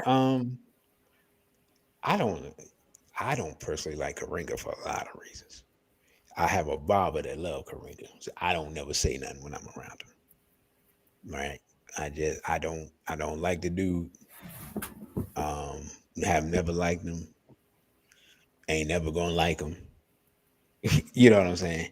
But I Hmm. also know that he basically um he had the rudiments of an idea. A sister went and did the work, brought it back to him, and then he took all the almost cussed again. He took all the credit for Kwanzaa. So and I have every year I have to go back and retell that story. But I don't begrudge people that say I'm not going to celebrate Kwanzaa because of Karinga. I'm like, cool, I understand.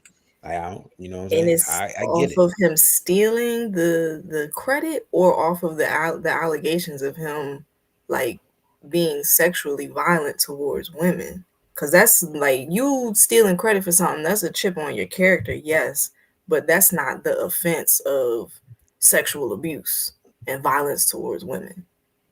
What you mean? Why I don't like him? No, what I'm saying is, the is you're not going to judge him as hard if it's just the credibility of he stole some ideas from somebody. It more so is if he was sexually violent, in the same way that we're talking about R. Kelly was sexually violent, right? And that it was an offensive way. And I'm not saying, I don't look, he offended people with the way he was trying to be sexual. And we gonna say it's the same thing for Marlana Karenga, right? That is what Mm. people are alleging against him. That's what I think. I don't know if he went Well, to court for it, or he was well, prosecuted. I I can't remember. I would have to look it up. I think he did go to court for it, if I'm not mistaken. But the R. Kelly thing is more egregious because it was children. But the Yeah, Karinga thing, huh? I would say not necessarily just because it was children, but because it's such a long history, as opposed with Marlana Karinga, that was just a one time, thing. That's why I would say it was more egregious. R. Kelly's Well, been doing that for I put, years. yeah, no question. And I put Karinga in the same place that I put, that's why I don't have no respect for, what's his name? The Panther, the dude that was rolling with the Panthers, Eldridge Cleaver. Cleaver, right? Yeah, right. Yeah, because he talking about So, he violates black women to practice violating European females. I'm like, that's sheer mhm, insanity. Um, on multiple levels. right. So yeah, I pretty much put them in the same bag. Like I said, I don't the dude's voice makes me cringe. Like I said, it ain't even just that. It's his whole organization's history with the Panthers. I don't even agree with the Panthers ideology, but I agree with that methodology. And you standing in the way of that, and some of your people doing some COINTELPRO type action. I mean, man, the marks against him is long. I just enjoy the spirit of Kwanzaa because of the way it's celebrated here. But Mhm. yeah, I mean, you almost made me cuss again. I was gonna I, say, I ain't is it I ain't never. forgivable? Are we forgiving Eldridge Cleaver since he did so much work in the community? Are we Oh no, I ain't that. forgiving? No, I'm not forgiving Eldridge Cleveland because he came around after that and supported Ronald Reagan after he run around saying F Ronald Reagan. So nah, man, I ain't Mm, Eldridge Cleveland was low key cooning, man. The only reason he was with that red girl because she was red. Let's keep it 100. that's funny. So nah, I ain't forgiving no Eldridge Cleveland. I mean that's Soul on Ice. I had a lot of people, a lot of our children and young people in a blender out here. Mm, You know what I'm saying? Because the stuff he was saying, like he was justifying miscegenation. Basically, he's talking about the European female and the black male in alignment and vice versa. But man, please, but is it nah. possible that he was misguided? and now he's spread. Oh, He he was read his book, definitively misguided, ain't no right? question. But he never came out again. Like I said, when he got older, he became a conservative. It's not like he came out and was like, "Yeah, I was lunching. I was locked up when I wrote that, and I was tripping." So yeah, just take that out of print. That was some nonsense. I ain't never in his lifetime while No, I you're was right. alive and he was alive. I never heard him say that. I never heard him Yeah. condemn his previous words or actions. So nah, if you ain't how we gonna forgive you? You ain't taking no action towards you don't think you did no wrong. So how we gonna forgive you? Yeah, you're right. Going back to the Marlana Karenga thing, I think it's weak minded for people to say that they're not gonna celebrate Kwanzaa because of what happened with him. One, because how do we really know the FBI and them is telling the truth? On top of that, he didn't create Umoja. He didn't create Kujichagulia. So Ain't it's no question. Those principles are African principles that are eternal. Those principles exist eternally just as much as Maya. right. Right. So that's why I roll my eyes a little bit when people say they don't want to celebrate Kwanzaa because of this. It reminds me of the energy of a cancel culture. So now because somebody did something that you don't like, you're not gonna wholly participate with the community as we celebrate. It seems like an excuse to not be African and to celebrate in an African way is more so what it seems like to me. The same way that Yeah, I can see that people will try because and say, I'm "Oh, I'm not gonna go to Ghana because they're not um, accepting of homosexuality," and it's like, well, then you just don't want to be African. Is really what well, that yeah. is. If somebody say that, they say that because they if it's a dude he's saying that because he like giving evil a opening. That's all that is. Like Hmm. what I'm saying, birds of a feather flock together. And if you don't want to go east for the winter, it's because you flock with them birds that don't go east for the winter. So, um, but yeah, I know one thing: you better not be talking about you gonna celebrate no Kwanzaa because of Karinga and you playing dance in the name of love at your family reunion because I'm gonna knock the yarmulke off your head.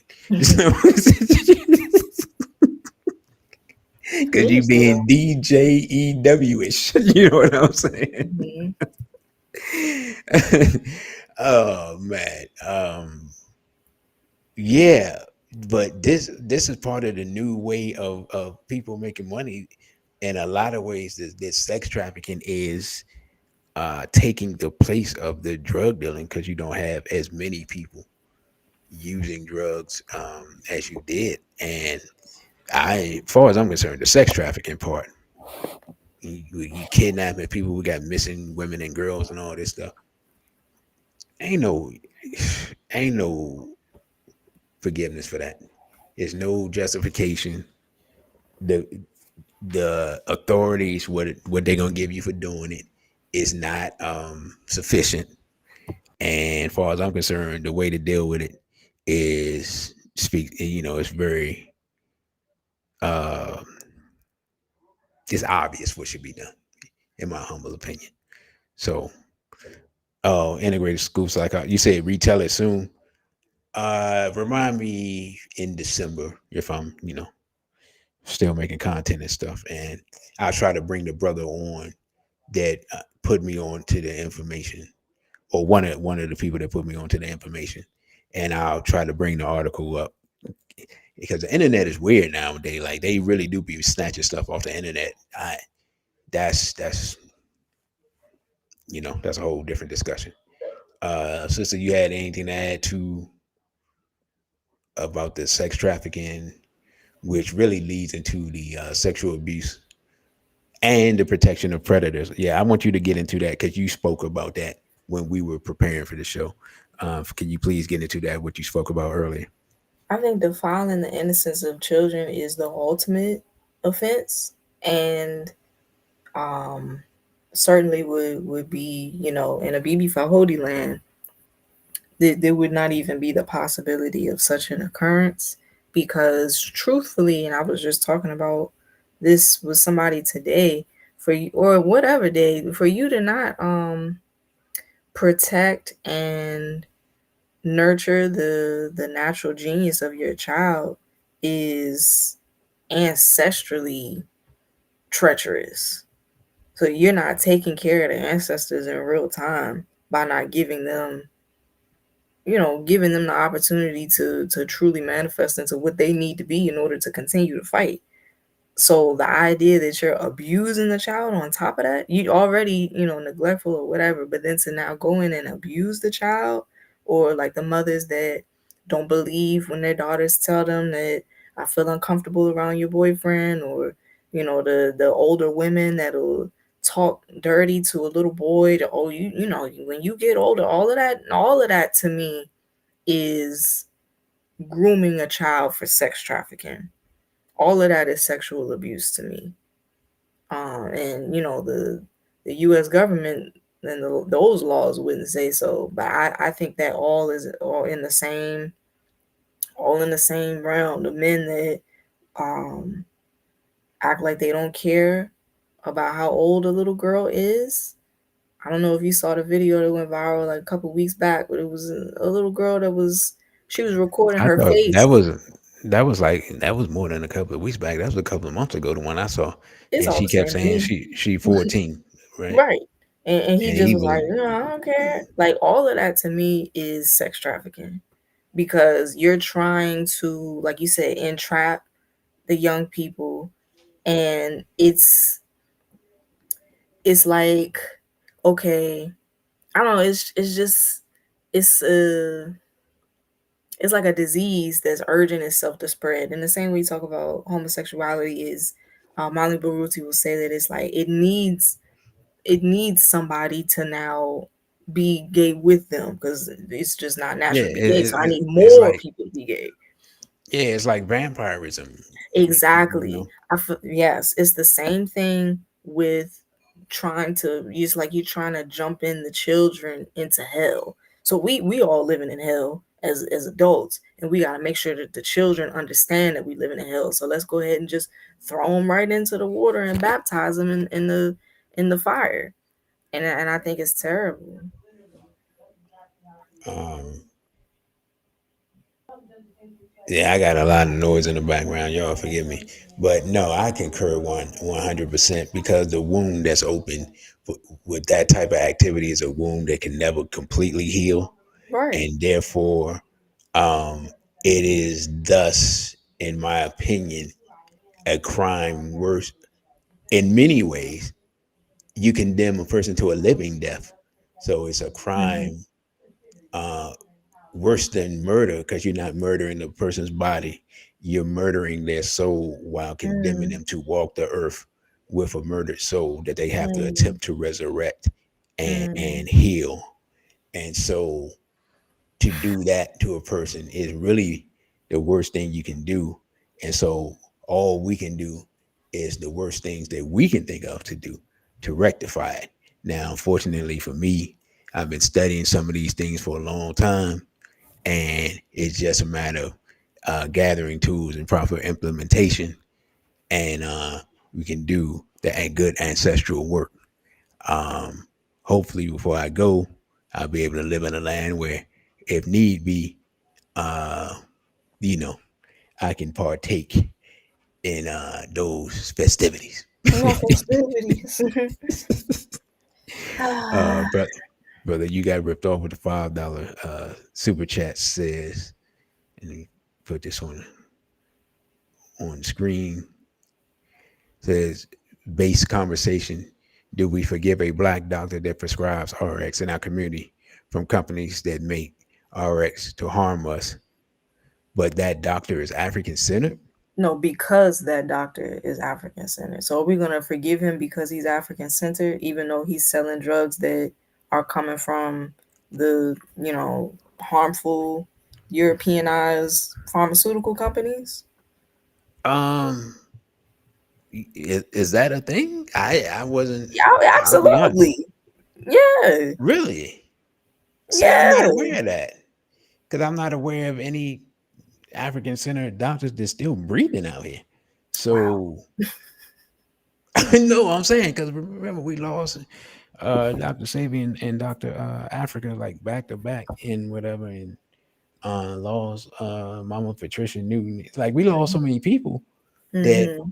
I'm not gonna lie, I be forgetting that we got people. And um so brother, you can message me and let me know who you talking about. I you that would be something where more information is needed. I just put it like that. More information is needed. Is a person doing it because their credentials they have, and that's the only way they can make money, or they aren't aware, or that's um that's a more nuanced discussion in my view. Now, if they're prescribing the death jab, the DNA jab, then and they know, oh nah, you know what that is. I ain't gotta say it. I think I put this show at risk enough by saying what I'm saying, but y'all know what I'm saying.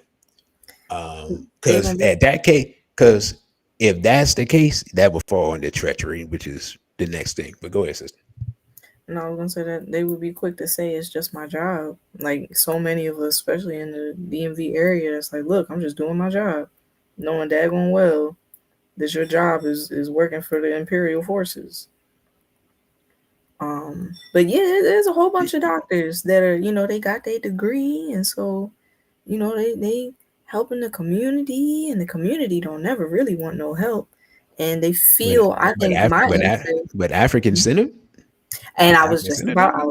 I was just about to say my question to that would be, what really is African centered to you? Because there are a lot of black doctors that feel like because they went to Howard and they wear their dashikis and they got their locks, that they are African centered. And they really believe that. And they go to, they go up to Sankofa books, and they do all like Um, they're performative African centered, but they are I was getting doctors. ready to say because it's a lot of dudes and women with locks in DC and wearing ankhs and Mm-hmm. got ankh tattoos and getting the Yame tattoos and with big earrings with Akoma symbols and all types of stuff and African clothes. There's a lot of those people running around and they complete Yeah. and total homosexuals. So Mm-hmm. it take more than that for me to consider you True. African I centered. saw one today. It was doing a had a ankh tattoo, or no, a ankh ring, but was a full homophile doing like a commercial for his music or something, and still pushing materialism, still pushing Western society. You I know. remember I remember Yeah. years ago I saw a dude, he was walking towards me. He was rocking a dashiki and I looked at him and it was obvious. And I'm talking about I saw him from like a block and a half away. I was like, man, look at this. Anyway, uh individual Mm-hmm. wearing disrespecting this dashiki. I ain't gonna lie. I was probably 50 feet away from my job, man. And I was halfway towards catching the case out here. You know what I'm saying? Because I just felt like he was disrespecting me, uh, all African people who African centered, that disrespecting the ancestors, disrespecting everybody. This Dishonor this on fight was you, dishonor on your this family, dishonor on your ancestors. Yes, all of it. yeah, it was this was like 15 years ago, so I was much younger. So I had that fire in me more. So yeah, man, I rated I was ready to return him to sender out here. You know what I'm saying? So uh, I wouldn't even had no, I wouldn't even had no justification. That case wouldn't have lasted long because they would have been like. You just jumped on them. Like we got the camera footage. So anyway, let me remind people. This is SBL Talk with.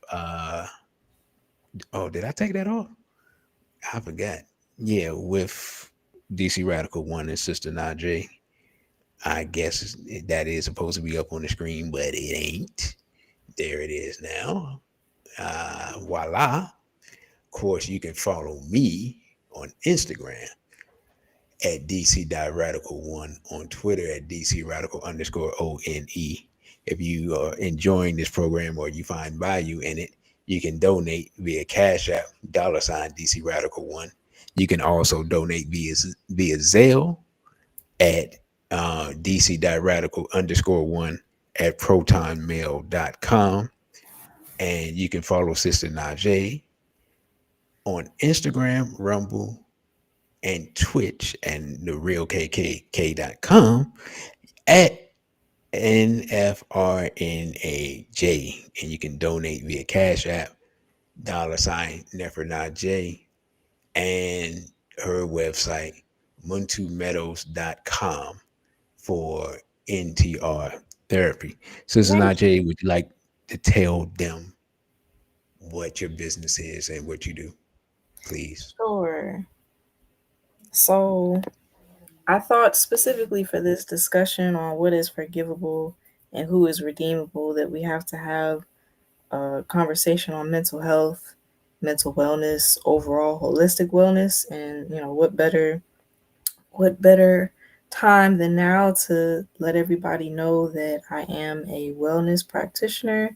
I study and practice therapeutic horticulture, which is the wellness that comes from working with the land.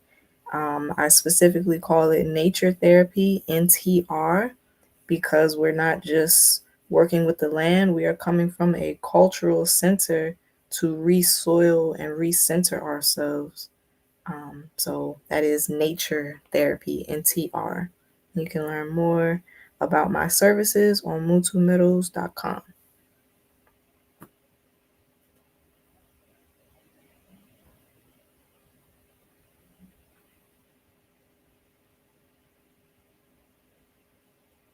Or I could tell you some more about it now if I just have nothing but the time to do so. Brother DC, you there?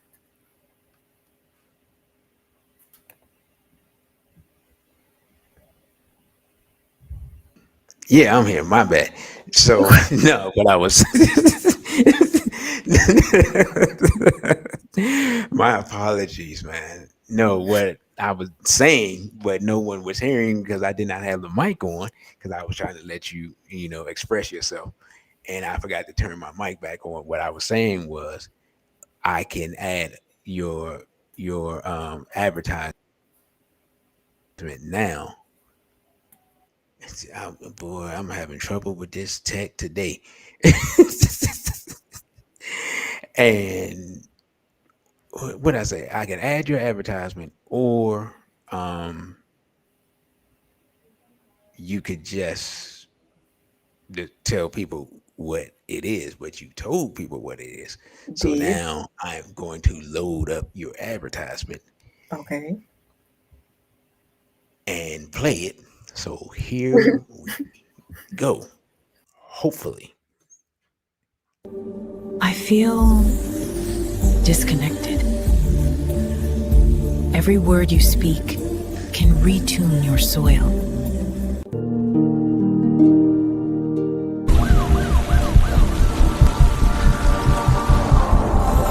When you remap your soil, you remap your world.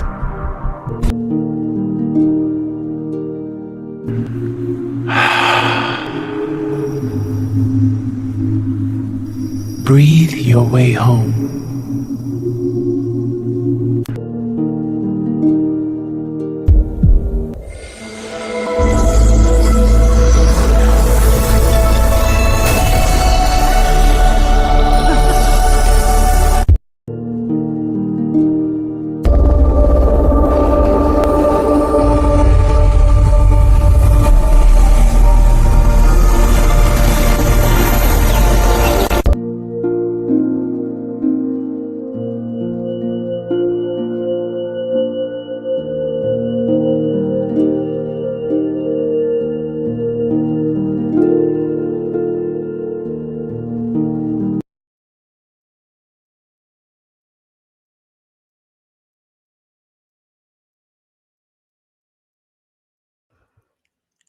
All right, so that was the sister's commercial for her business, and since we're doing that, I have a couple of more advertisements that I want to play.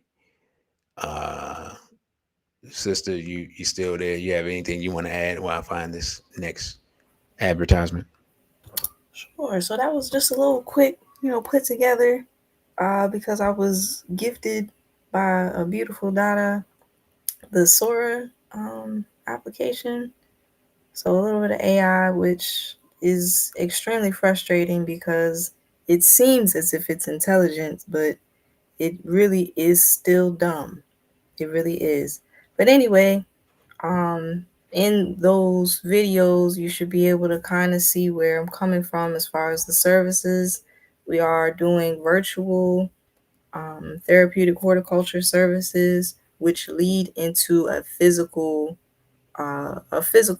nature therapy. So that can look like an air sanitation package, which would be interior design to bring in plants, clean out your filters for the home, and just give yourself a breath of fresh air. Certainly going to be needed now that the seasons are changing. We have meadowscaping, which is taking a traditional lawn, transforming it into a meadow, or specifically Moontu Meadows would be a spiritual land to heal your entire family. How much more time do I have to speak on it? Because I could go all day. Well, we don't want you to go all day because we have other people that pay for advertisement. So, All right, let's see it. uh, respectfully, I will play uh, an advertisement from our brother Elijah, and then one from our sister Asha. So let us go on with that. Good evening. My name is Elijah Lewis, Oh, and I hold on. We got So you just got a gotta tech issue. turn your phone to the side. Just everybody collectively turn your phone to the side.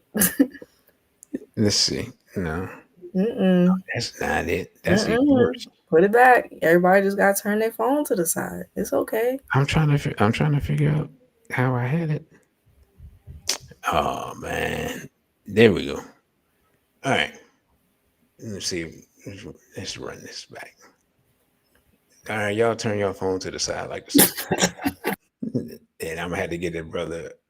I'm gonna have to get the brother to make one suitable for YouTube. This is suitable for Instagram. All right, here we go. Good evening. My name is Elijah Lewis, and I am an author and motivational speaker, and part of the 100 Authors to Watch in 2025 for the Aspiring Authors Magazine. And I want to tell you a little quick word about my book. Your jewels are in your journey, life lessons to lead to your optimal self. This is a great book for anybody looking to find any guidance on how to be their optimal self. What you learn is that life lessons are jewels, the people that you come in contact with to better yourself are jewels, and that you yourself are a jewel. Because if you don't know who you are, it's hard to know where you're going. So if you'd like to learn more, you can go to my website, www.elijahlewis.org. Follow me on Instagram at Melanie King Eli, LinkedIn at Elijah Lewis, and you can check out my business Facebook Hmm. Uh-oh. journey. Take care. Wait a minute. Hold on. I don't understand what's going on. Page, your jewels in your journey. Take care, and hope you find many jewels. All right. That's our brother Elijah. We're going to I'm gonna definitely run his again because and now I'm scared because I think the sisters may be the same format. We probably gonna have to just run my ad again. Um Run your ad again, which mean Never mind, wait you ain't. no I you making jokes. That's what you said. You saying in order to the best thing to do. Is it run your ad again? I don't For some know. I I can't, don't know. I'm trying to. I can't even pull her ad up. All right, let's see. Uh, Exciting news, family. We are having our next Mahi community event this November, New Earth Consciousness, Hidden Teachings to Unlock 5D Reality. This is going to be a transformational journey to ancient wisdom and sacred energy. We are going to be talking about Tantra, the Tree of Life, high level intimacy practices, and you will get a Tantra certification after attending. Wednesdays, November the 12th, 19th, 26th at 8 p.m. Eastern Standard Time. And we even have an exclusive deal for heterosexual couples who are attending because, of course, with Tantra, it is between men and women. So I love this event. This is going to be epic. I cannot wait to see you all there. You can RSVP on my website, ashasekmet.com/store.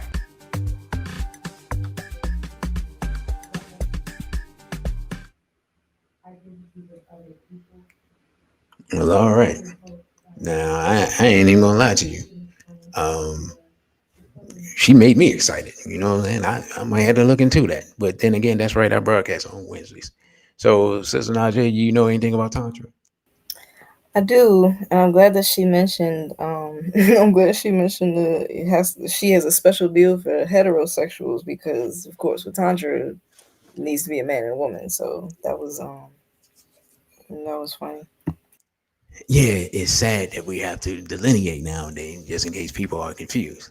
So, What's really sad is that a lot of people's feelings were hurt when she said that. well, if their feelings were hurt, they are here at the wrong show because this is SBL Talk. And if you didn't know, SBL stands for Straight Black Love. So, if you need to exit, now's the time. So, let's get back to our slides. And we dealt with, we haven't dealt with treachery, right? Is that where we're at? We spoke on it very briefly. Treachery being the betrayal of the people's trust. So that you were talking about Eldridge Cleaver. Okay, betrayal of the people's trust, betrayal of righteous leadership, which is something we see in Africa and here. Thomas Sankara was betrayed by Blaise Compaoré. Um, of course, Patrice Lumumba was betrayed by Mobutu Sese Seko. That's why we call traitors Mobutu. Um, Malcolm X was betrayed. Uh, man, I can't even think of the dude's name. But Malcolm X was betrayed by people close to him. William O'Neill, of course, betrayed. Um, what I don't Fred Hampton. I don't know why I'll be struggling with Fred Hampton's name. Chairman Fred Hampton, and so forth and so on. And so we see a lot of that. We've seen a lot of that in history, and we lost a lot of beautiful warriors and luminaries and extraordinary people because of betrayal. Of course, siding with our enemies. There's so much of that going on nowadays that people don't even think they're doing anything wrong. But yeah, no, none of that, as far as I'm concerned, none of that is forgivable. Sister Najee, what you got to say about that? Is Dr. Umar betraying the people's trust? I knew I I knew we were going to get here. Umar, I'm gonna say this. Dr. Umar has done devastating damage to the people.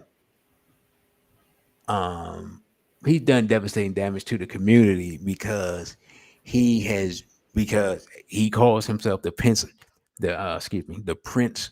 of Pan Africanism, and of course you can't tell a standard black person that there's a difference between Pan Africanism and African nationalism, which there very much is. But So the damage that he has done, I think it has. Um, I'm looking at the ISP. ISP, what you making eyes about the advertisement, the tantra? She ain't gonna comment on that. But anyway, um, the damage that he has done to the carcass of the movement. You know what I'm saying? Because the movement is in a shambles. Uh, a lot of people who's supposed to be conscious have been exposed as being charlatans and some of them buffoons, opportunists, and so forth, so on. But he is worse than all of them because he was the one that had the major following, and he is the one that had the potential to basically make a modern UNIA. What basically he had the potential to make a united black, um, was a Universal Negro Improvement Association, a United Black Improvement Association. In essence, he had the capacity at his highest level if he had just had better character, not just as far as whatever happened with the money, but his personal inability to corral his ego to make it so that he could work with other brothers and he would have people, a circle of trust around him to protect him from himself and other people. That, to me, that is his biggest flaw. Because I've known some brothers that was willing to work with him, some warriors, some strong brothers, some solid brothers, and he wasn't. He's shown a propensity, from my perspective, to not want to have those people around long term, and to not build that type of infrastructure with a brotherhood, and so the flaws of that show over time. Um, is what he did forgivable? Whew. What he would have to do would involve him returning money that I don't think he even can get access to now. Or if not that, he would have to produce that which he said he was going to produce. Now he's been talking about building that school since I saw him in Washington D.C. at a business that no longer exists on 8th Street Northwest. I'm like third, maybe fourth and H, back in 2013, when there wasn't 10 people in the place, right? Um, so he was talking about that as his dream then. So he didn't ask for no money then. I don't think he set out to flim flam the people, but in essence, that's the result. And so, is it forgivable? Yes, but this what would have to be done is something that I don't think he would do, because I don't think that he has any contrition or believes he has done anything wrong. So I know that was a long meandering road, but that's how I see it. What do you have to say towards that? Well, I mean, because you kind of like, I guess you left it a little bit murky at the end to say that he definitely did the crime, but we're not going to make him do the time because he didn't set out to do the crime. Is that what you were No, saying? I didn't. No, no, no. I said it is well. When I say it's forgivable, first of all, again, when I say is we discuss forgivable or forgiveness, excuse me. The first of all, the person has to have some contrition, right? They have to be contrite. They have to want to be forgiven. They want to have to see that they have done something wrong. Mm-hmm. That's the first step. He ain't took the first step. So the forgiveness aspect also comes with um, repairing to the degree that you are capable the damage. So what I'm saying is, though all those steps are probably outside the realm of his capacity. If he was able to do that, you know what I'm saying, he could be forgiven but never be trusted. But I don't even think he has the capacity to do those things, and thus the chance of him being forgiven are extremely low. The question is more, what will the judgment be? Well, what is the crime specifically? Is him taking money from the people?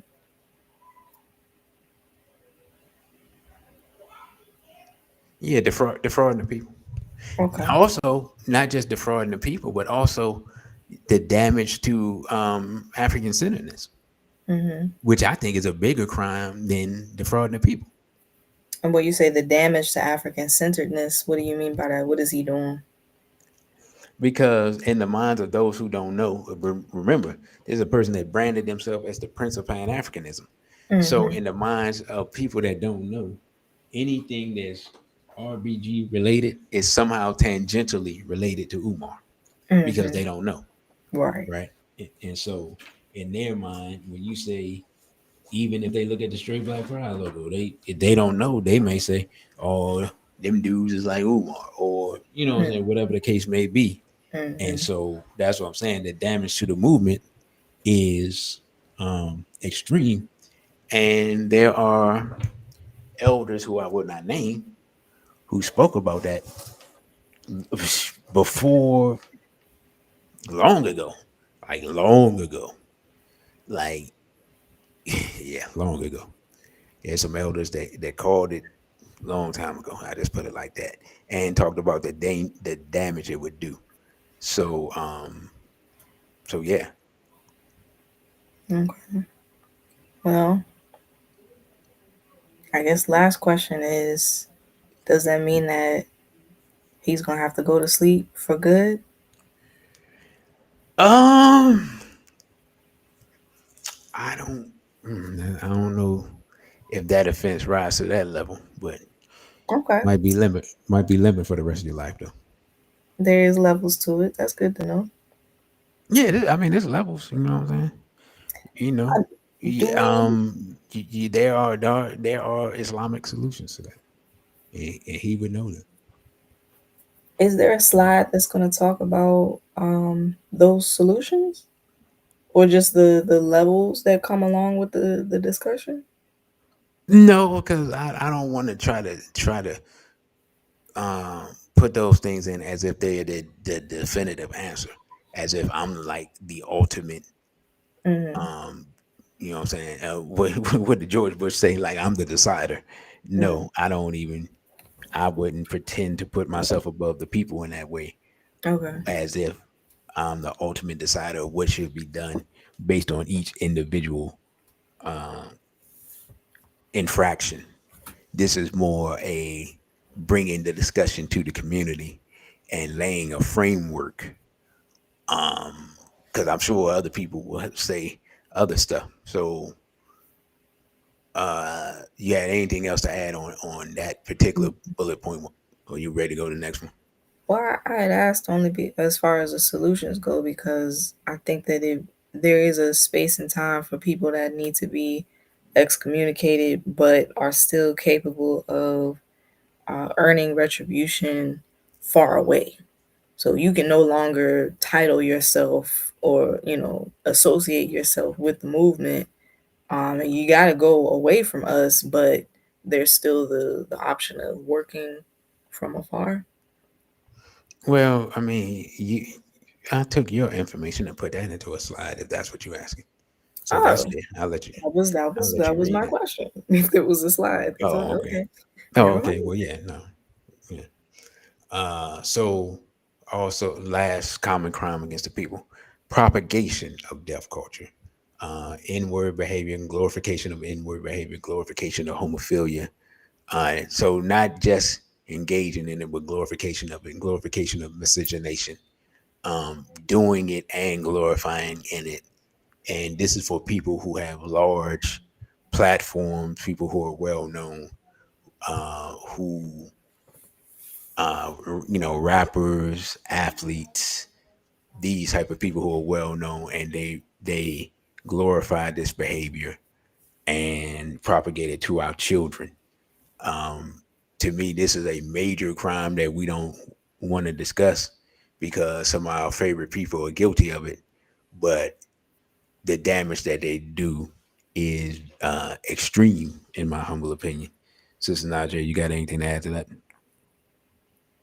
I would add in that people that are part of it, people that glorify it, and people that continue it despite the knowledge that it is hurting the community. Because I truly, to my heart, don't believe that everybody is trying to hurt the community by pushing death culture. I really do believe most of us are ignorant, in a arrested development retarded sense, and those of us that go above that arrested development sense are responsible for, upholding a better standard. Yeah. And that's why I said the people that propagate it. Um, yeah, I know some people do it out of ignorance, but you know me. You like we getting past the point of making excuses for people. I what how I would address people, I think would be it would be an age thing, like Mm, because like for example, and these people aren't popular, but I'm just saying like I've seen people older than me just playing just ridiculous degenerate music. It's just ridiculous degenerate music from our time. If mm, you in the privacy of your own home and you want to listen to that or you want to listen to it on your headphones or whatever, I don't have a problem with that. I'm not trying to police people's every move. You know what I'm saying? I'm not a European, but I'm saying when you come into a public space and you blasting that stuff all over the place, like you're from DC, and you get on the bus, you trying to sit there and relax and go to where you going, and then here come somebody playing like the most ridiculous N-word nonsense as loud as they possibly can. It first of all, it would be offensive regardless of what you playing, unless it's Frankie Beverly, because everybody in DC gonna rock to that. But other, you know what I'm saying. But other than that, you're like, what are we doing right now? So I find that just personally offensive. But you take a person on a macro level, and it's just it's setting us back. Um, it's setting us back, and it's detrimental. So that's my idea on that. You have anything else before we go to the next slide? no, And I let's didn't move even on. realize how late it is. Yep, let's Okay, move on. okay. Let's move on. And next, these are personal crimes, and I call these crimes against self. Drug use, various illegal and illicit substances, and some legal substances. These aren't crimes that affect other people. These are crimes that mostly affect yourself. No, mostly now. Of course, as everything being interconnected, you using the drugs hurts you and your if you have family and people you close to, it hurts them as well. So that's why I put it here. Um, Sex work, prostitution, OnlyFans, stripping, etc. Again, I consider that a personal crime. If you are propagating that type of stuff and trying to popularize it, then it is especially like if you have children or you um like people young people look up to you, then that's even more dangerous. Like I mean, I've seen some on Instagram, you already know what I'm about to say. I've seen some sisters that I know good and well because I've been following them for a long time. They've gone from just being regular pretty sisters to all of a sudden they taking video in a club where it's mighty dark and they holding a lot of money in their hand and they ain't got that many clothes on. You know what I'm saying?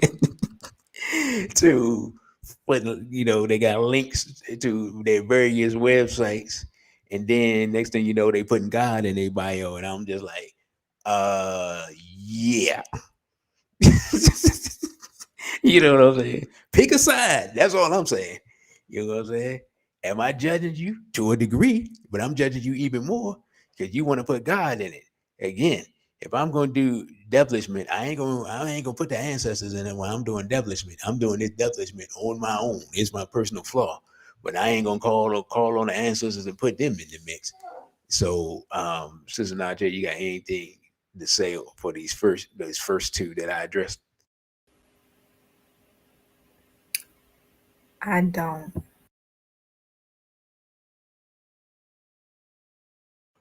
I am shocked. You must be tired. I can't believe you have nothing to interject on that. Well, All I right. mean, Well, you've said a lot, and anything that I would have to say would be just repeating essentially the same thing, or giving excuses for the behaviors. So there's no point in adding anything,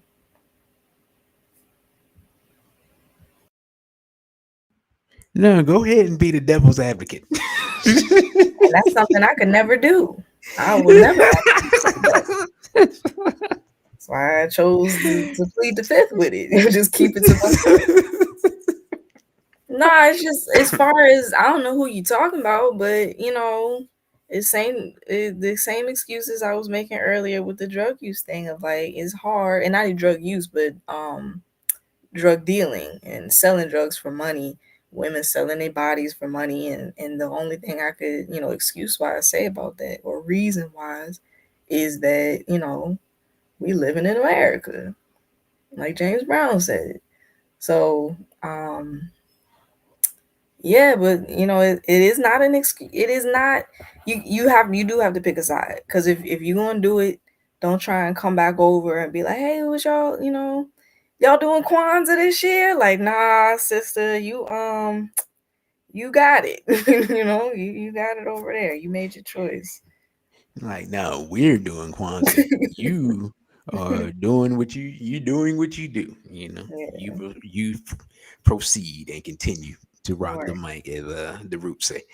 Um, I mean, unless it's on a Robin Hood tip, because I'm gonna be honest with you, a lot, going back to it's America, and financially, a lot of people not making it. It's America, and so we already know every dollar is already accounted for from somebody else. Like basically our paycheck is being loaned to us so we can give it back to them at some point. So to be able to make money outside of taxes and everything is a positive thing. And I was gonna say that there's a lot of people that believe that once you start reading, studying, practicing righteousness from an African centered, that closes money doors for you. And I forget who it was. oh, I think it was Bobby listen, Emmett that said I specifically can. that you're gonna lose out, like your bank is going to be empty if you really get serious about your African centered studies and Listen, practices. I can attest to that. Right, Unfortunately, right. so, So what I was saying is so if it's a Robin Hood thing, like they going to the club and then making sure that the money goes into the closest African centered school so that they can keep the lights on and all of that, then you know, yeah. well, I'm gonna say this. As far as I know, right, and I'm gonna say this: any sisters that donate, if I'm wrong and you have acquired your funds via these type of activities, just don't let me know. You know what I'm saying? Keep me ignorant. But as far as I know, any sisters that have donated personally to uh SBL or SBPM, as far as I know, they aren't engaged in any of those activities. And if you are, like I said, keep me out the loop, not in the loop. Um, that's all I'm gonna say on that. So I'm gonna go to the next point. Body mutilation, which is really um, not African centered, especially tattoos. You can go on the walls of Kemet and you can see the European looking like a tattooed savage, as a as a brother I know says. That's something we got from them, of course, with their lack of melanin and their some of their features. They're trying to cover that up. And piercing, or too many piercings, a piercing here or there, but this exaggerated thing that some of us are doing, I think it comes from a place of self-hatred. I could be wrong. You can argue me down about that, but this is what I think. And yeah, just things like that. I think are, for lack of a better word, unnecessary and can be detrimental. And some people just go completely overboard with all this stuff. And I'm not gonna lie, as a man, when I see a woman with these type of extra adornments, she's placed in a category. And I'm not saying that you got a tattoo on your arm that I'm putting you in a category. No, but if you got a tattoo on the small of your back, that's a different category. You know what I'm saying? So, sister, you got anything to add to this? No.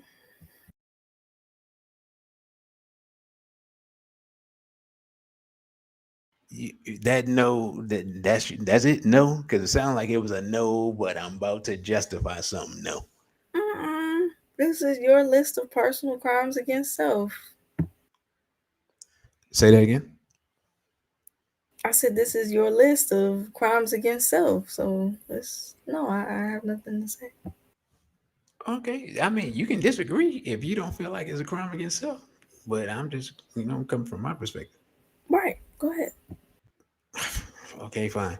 Miscegenations, fornicating with Europeans. Now, to me, it's a higher crime of reproducing with Europeans like that. I'm not sure if that's forgivable, being completely honest. But uh, fornicating with Europeans, that is a personal crime against self, and depending on where you stand, like if you in the community, that's definitely a crime against the community as well.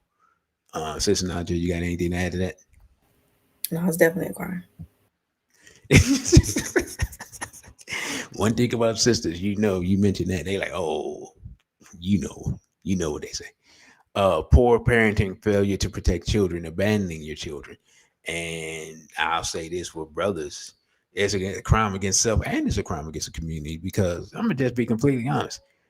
A, the wound that a child has with not having their father in their life, that wound don't ever heal, not completely. It just don't. We like to lie to ourselves and say that it does, but it does not. So that is a crime against self because you're going to eventually regret it, but it's also a crime against the community. And I just wanted to talk about that one specifically in regards to, because there are some brothers. Yeah, do they are there women that take their children away from them and this and this and that? Yeah, sure, okay, cool, that happens. But also, some men just drop one off in a woman and then disappear into the ether, and we basically come around for like their child's high school graduation or something when they ain't been around the child in 15 years.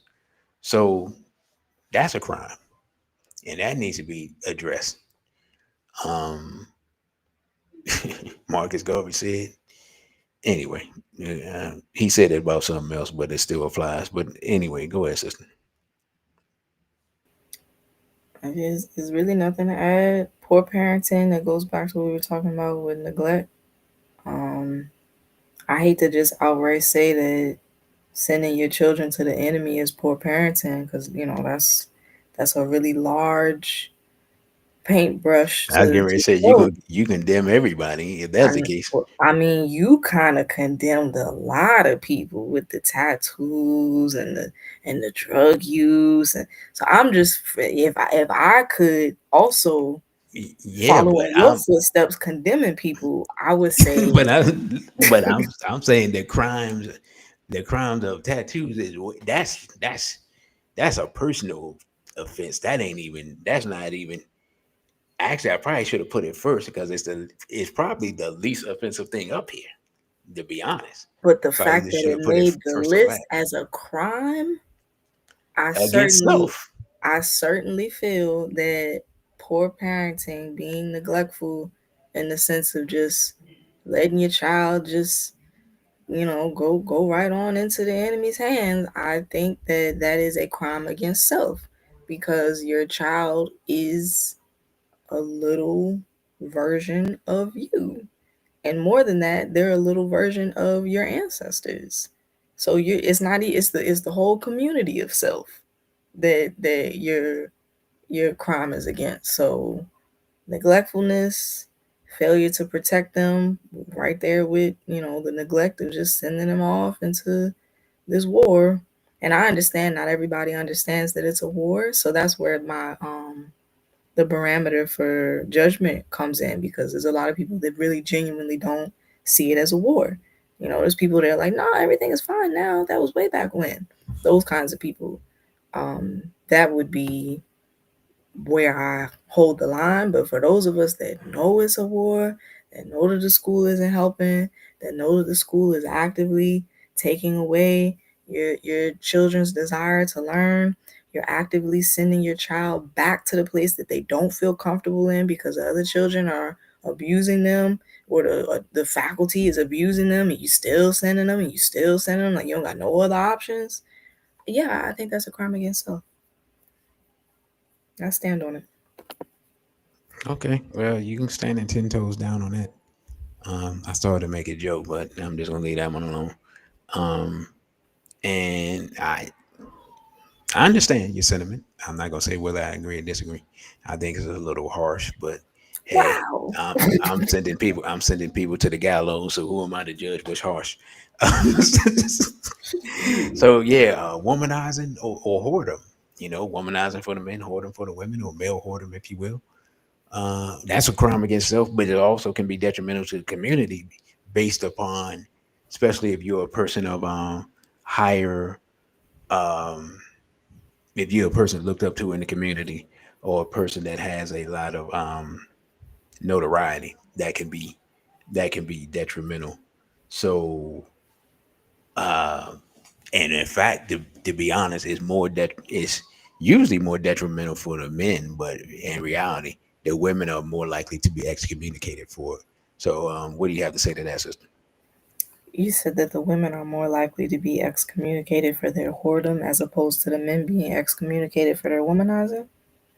Absolutely. I'm saying in the community itself. Like if Yeah, you have a community, yeah, that that without almost without goes a without saying. That pretty much almost goes without saying, because a man that is a womanizer cannot even be put into that category unless, you know, full proof without a shadow of a doubt and all of that. Because what does it really even mean?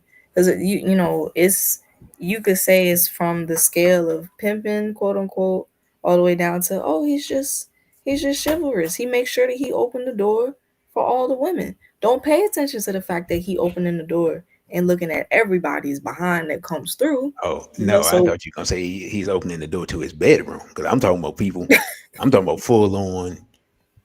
We can't keep no sisters in the organization because he done fornicated with half of them and they arguing with each other and we trying to figure out why everybody leaving. And you don't find out till somebody start arguing and they bring it up and then we all look around like, oh, that's why we ain't got no sisters in. You know what mhm, I'm saying? mhm. You know what I'm saying? I done been in an organization and seen that type of stuff. You're like, man, what? And so, from an organizational or a center perspective, that can cause a whole bunch of confusion and can make women just, look at, just throw away the whole ideology that whatever it is they Mhm, believe in. mhm. So yeah, you can run, you can literally run people away Yeah. from the movement. So that's why I'm saying it's a crime against self, but it is a crime against your community, especially if you're in an organization or a part of a community, because the community ain't that big. That's one of the problems.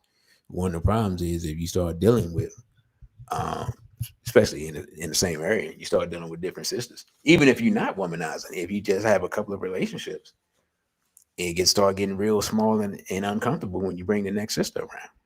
So that's something the men got to think about. But It's a you had fact. anything else to add to that? No, that's, we keep it going. Yeah, time is moving. So, who is redeemable? I'll let you read this because you wrote this. Did I? Those willing to work towards wellness. That's what I mentioned earlier. If you're actually willing, You not only say that you have the will, but I see the will being enacted within you, and you're trying to be better.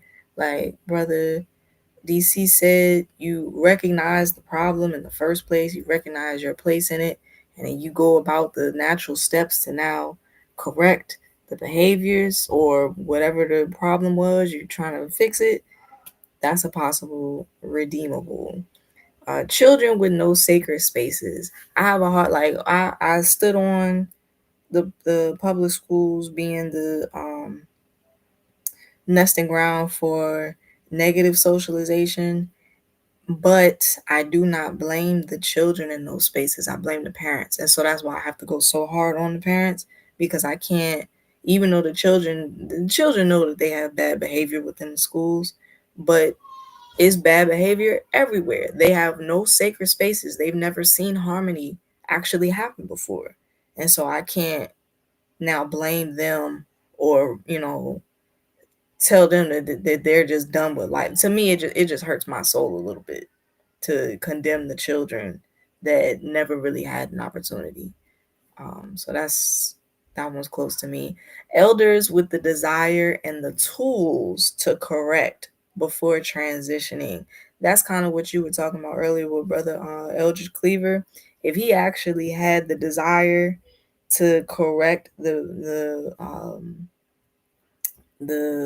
like you said, the blender, correct what he had done within our community, and he had the tools to do it, because mind you, if you really think about it, if he were to go back on what he said and really make amends for what he was doing, he would be putting himself in front of the whole LGBT sexual revolution movement. He would have to then go against that, and it would have just been a lot easier to not go against the grain and just keep on with it. So say all that to say that if Well, there was here's the thing with that. That wasn't Mhm. even a big thing when he transitioned. So he actually wouldn't have to go against them. He would just have to explain why had advocated miscegenation. Mm. Well, that just goes to show how recent the issue is. Because I really thought that it was like around the same time as feminism that this whole issue has started. But you're saying that it Yeah, but those later. people didn't really. Yeah, those people didn't kick down the door of the closet in our community until basically the 21st century, Mm. which was planned from my understanding. I mean, well, And I know it was planned, but I'm saying talking to brothers who saw it as it was being implemented. you don't feel that James Baldwin was kicking down the door of the closet? No, because James Baldwin wasn't as revered in my time as he is now. Like Mm. there's a lot of people that was like brothers that were in the movement that if you brought up James Baldwin, they would just shoot that down immediately and call him all types of what. You know what I'm saying? Mm. So Okay. yeah, that they've been trying to refurbish and push up his character for years. Like Mm. remember, they put him in schools and everything. But if you would talk to brothers that were in the movement, man, you bring up James Baldwin whenever you want to. There's gonna be all types of cussing. Then they're gonna be looking at you like you a weirdo We just for even bringing them bringing up. them up. And you like, hey, nah, that's what they saying in school. They like, then it's gonna be like F your school. You know what I'm saying? Now that's interesting. I didn't know that. I did not know Yeah. that. I Because they remember a certainly. brother. Mm. Now I remember a brother back in the '90s. Man, he was leaning in. We was there watching the game, watching the NBA, chilling. Some type of way, James Baldwin came up, and he just went on and on and on. I was like, I'll be sure never to bring that fool up. You know what I'm saying? Right.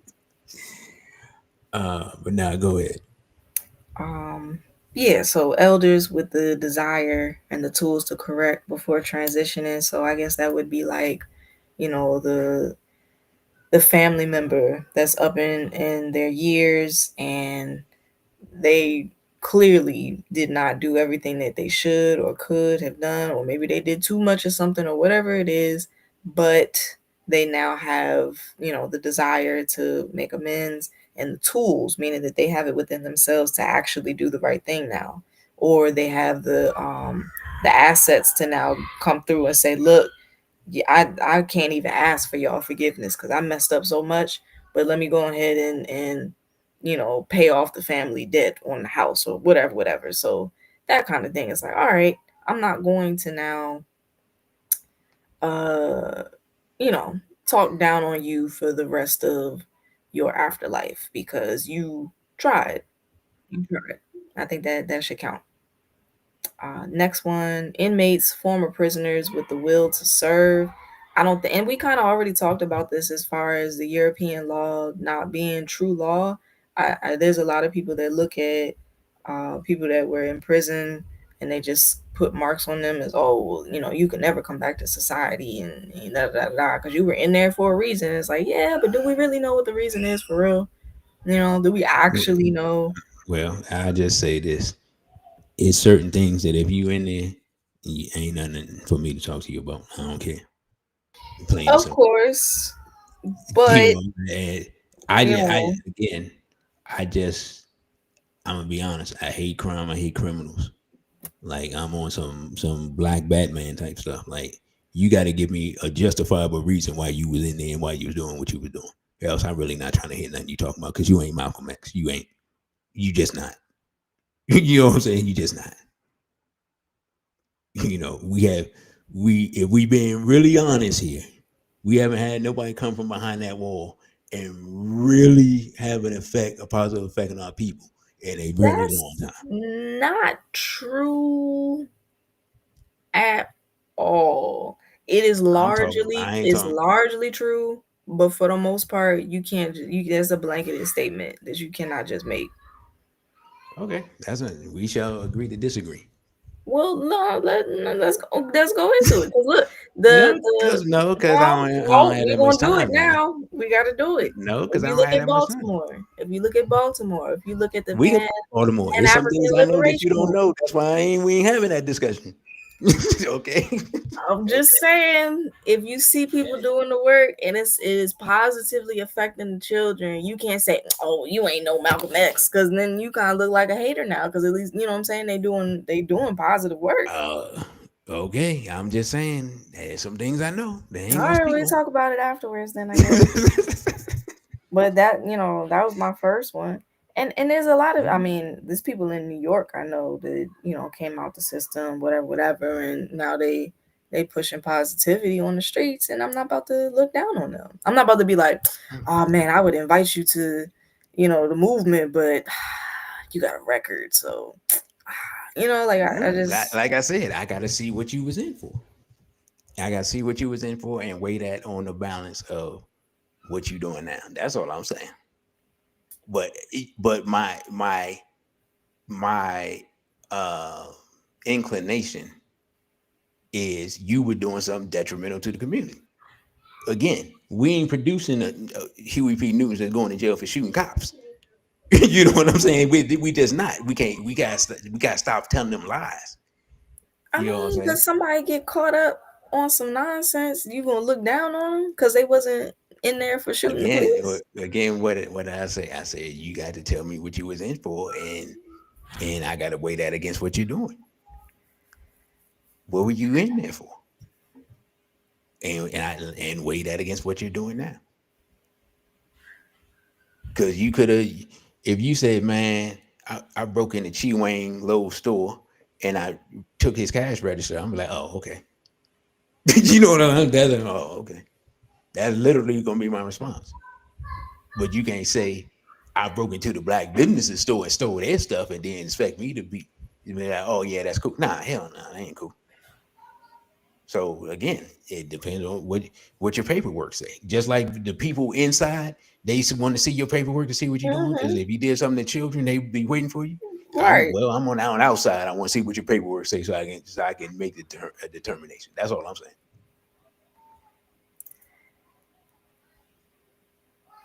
And lastly, those willing to serve but work away from communities they abused. And I worded that in a specific kind of way because I truly believe that if you didn't, I believe in the no harm, no foul. concept of like, dang, that was messed up what you did. I'll never forgive you. I need you out of my life and whatnot, but you could still do positive things away from me. You know what I mean? Like you could live somewhere else doing positive things, and I just don't want to see you anymore. I think that's how. So like when the quote unquote good white people try and say, oh, we want to help, and we need to go to all the meetings, da da da. Da," I think that they're disingenuous truly, because you have to understand that I don't want to see you. I don't want you here. I Yeah, don't well, want you around. I would say to that, I'm like, if you good, drop a bag at the back door, You know what I'm saying? That's and really and it. you and then go amongst your people and teach them that their nature is that of weak and wicked, Mm-hmm. and work on that. That's Right. all I'm gonna tell them straight up. Right. Um, so um, last what is forgivable, excuse me. Personal crimes are more forgivable because they tend to affect fewer people. People may be more redeemable if they simply are dealing with personal demons. Those demons can often be addressed with psychological and or spiritual help. Nearly all Black people in America are suffering from some form of psycho-spiritual trauma simply by existing in a European-dominated environment. The reality is that we all need healing to one degree or another. With that being said, some crimes go beyond the pale and must be properly reciprocated in the spirit of Mayat. There are some of our people who are irredeemable and should be sent to the shadow realm for ultimate judgment. Traitors are at the top of this list. We lost far too many warriors to the treachery of internal enemies. You have anything to add to that quickly, sister? He took me out with the shadow realm. But yes, I 1,000% agree with you. Most of our people are dealing with demons, personal demons that it's affecting the people around them.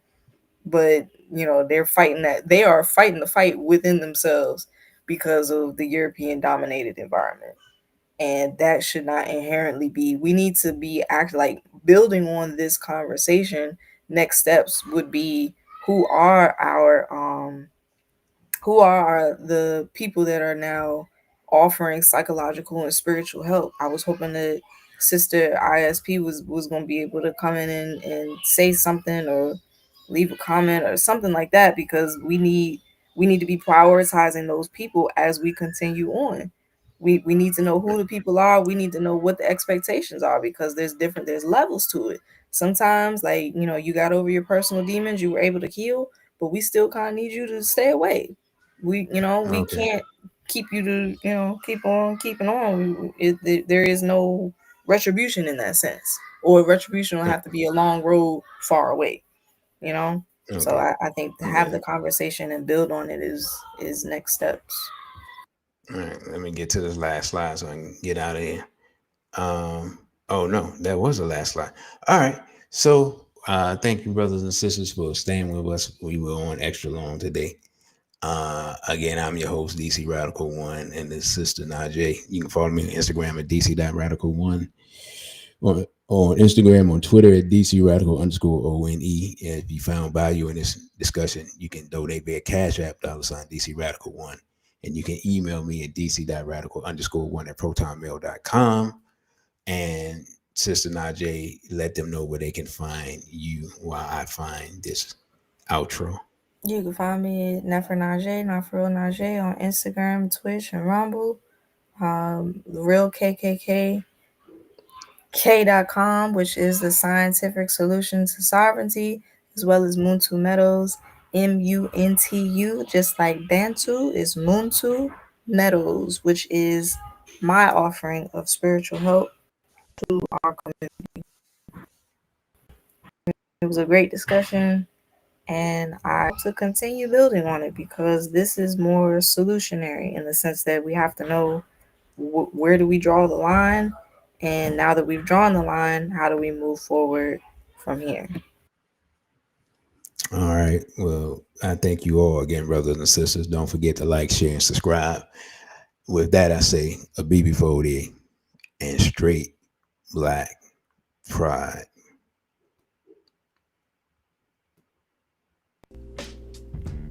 Thank you for watching this video. Don't forget to like, share, and subscribe.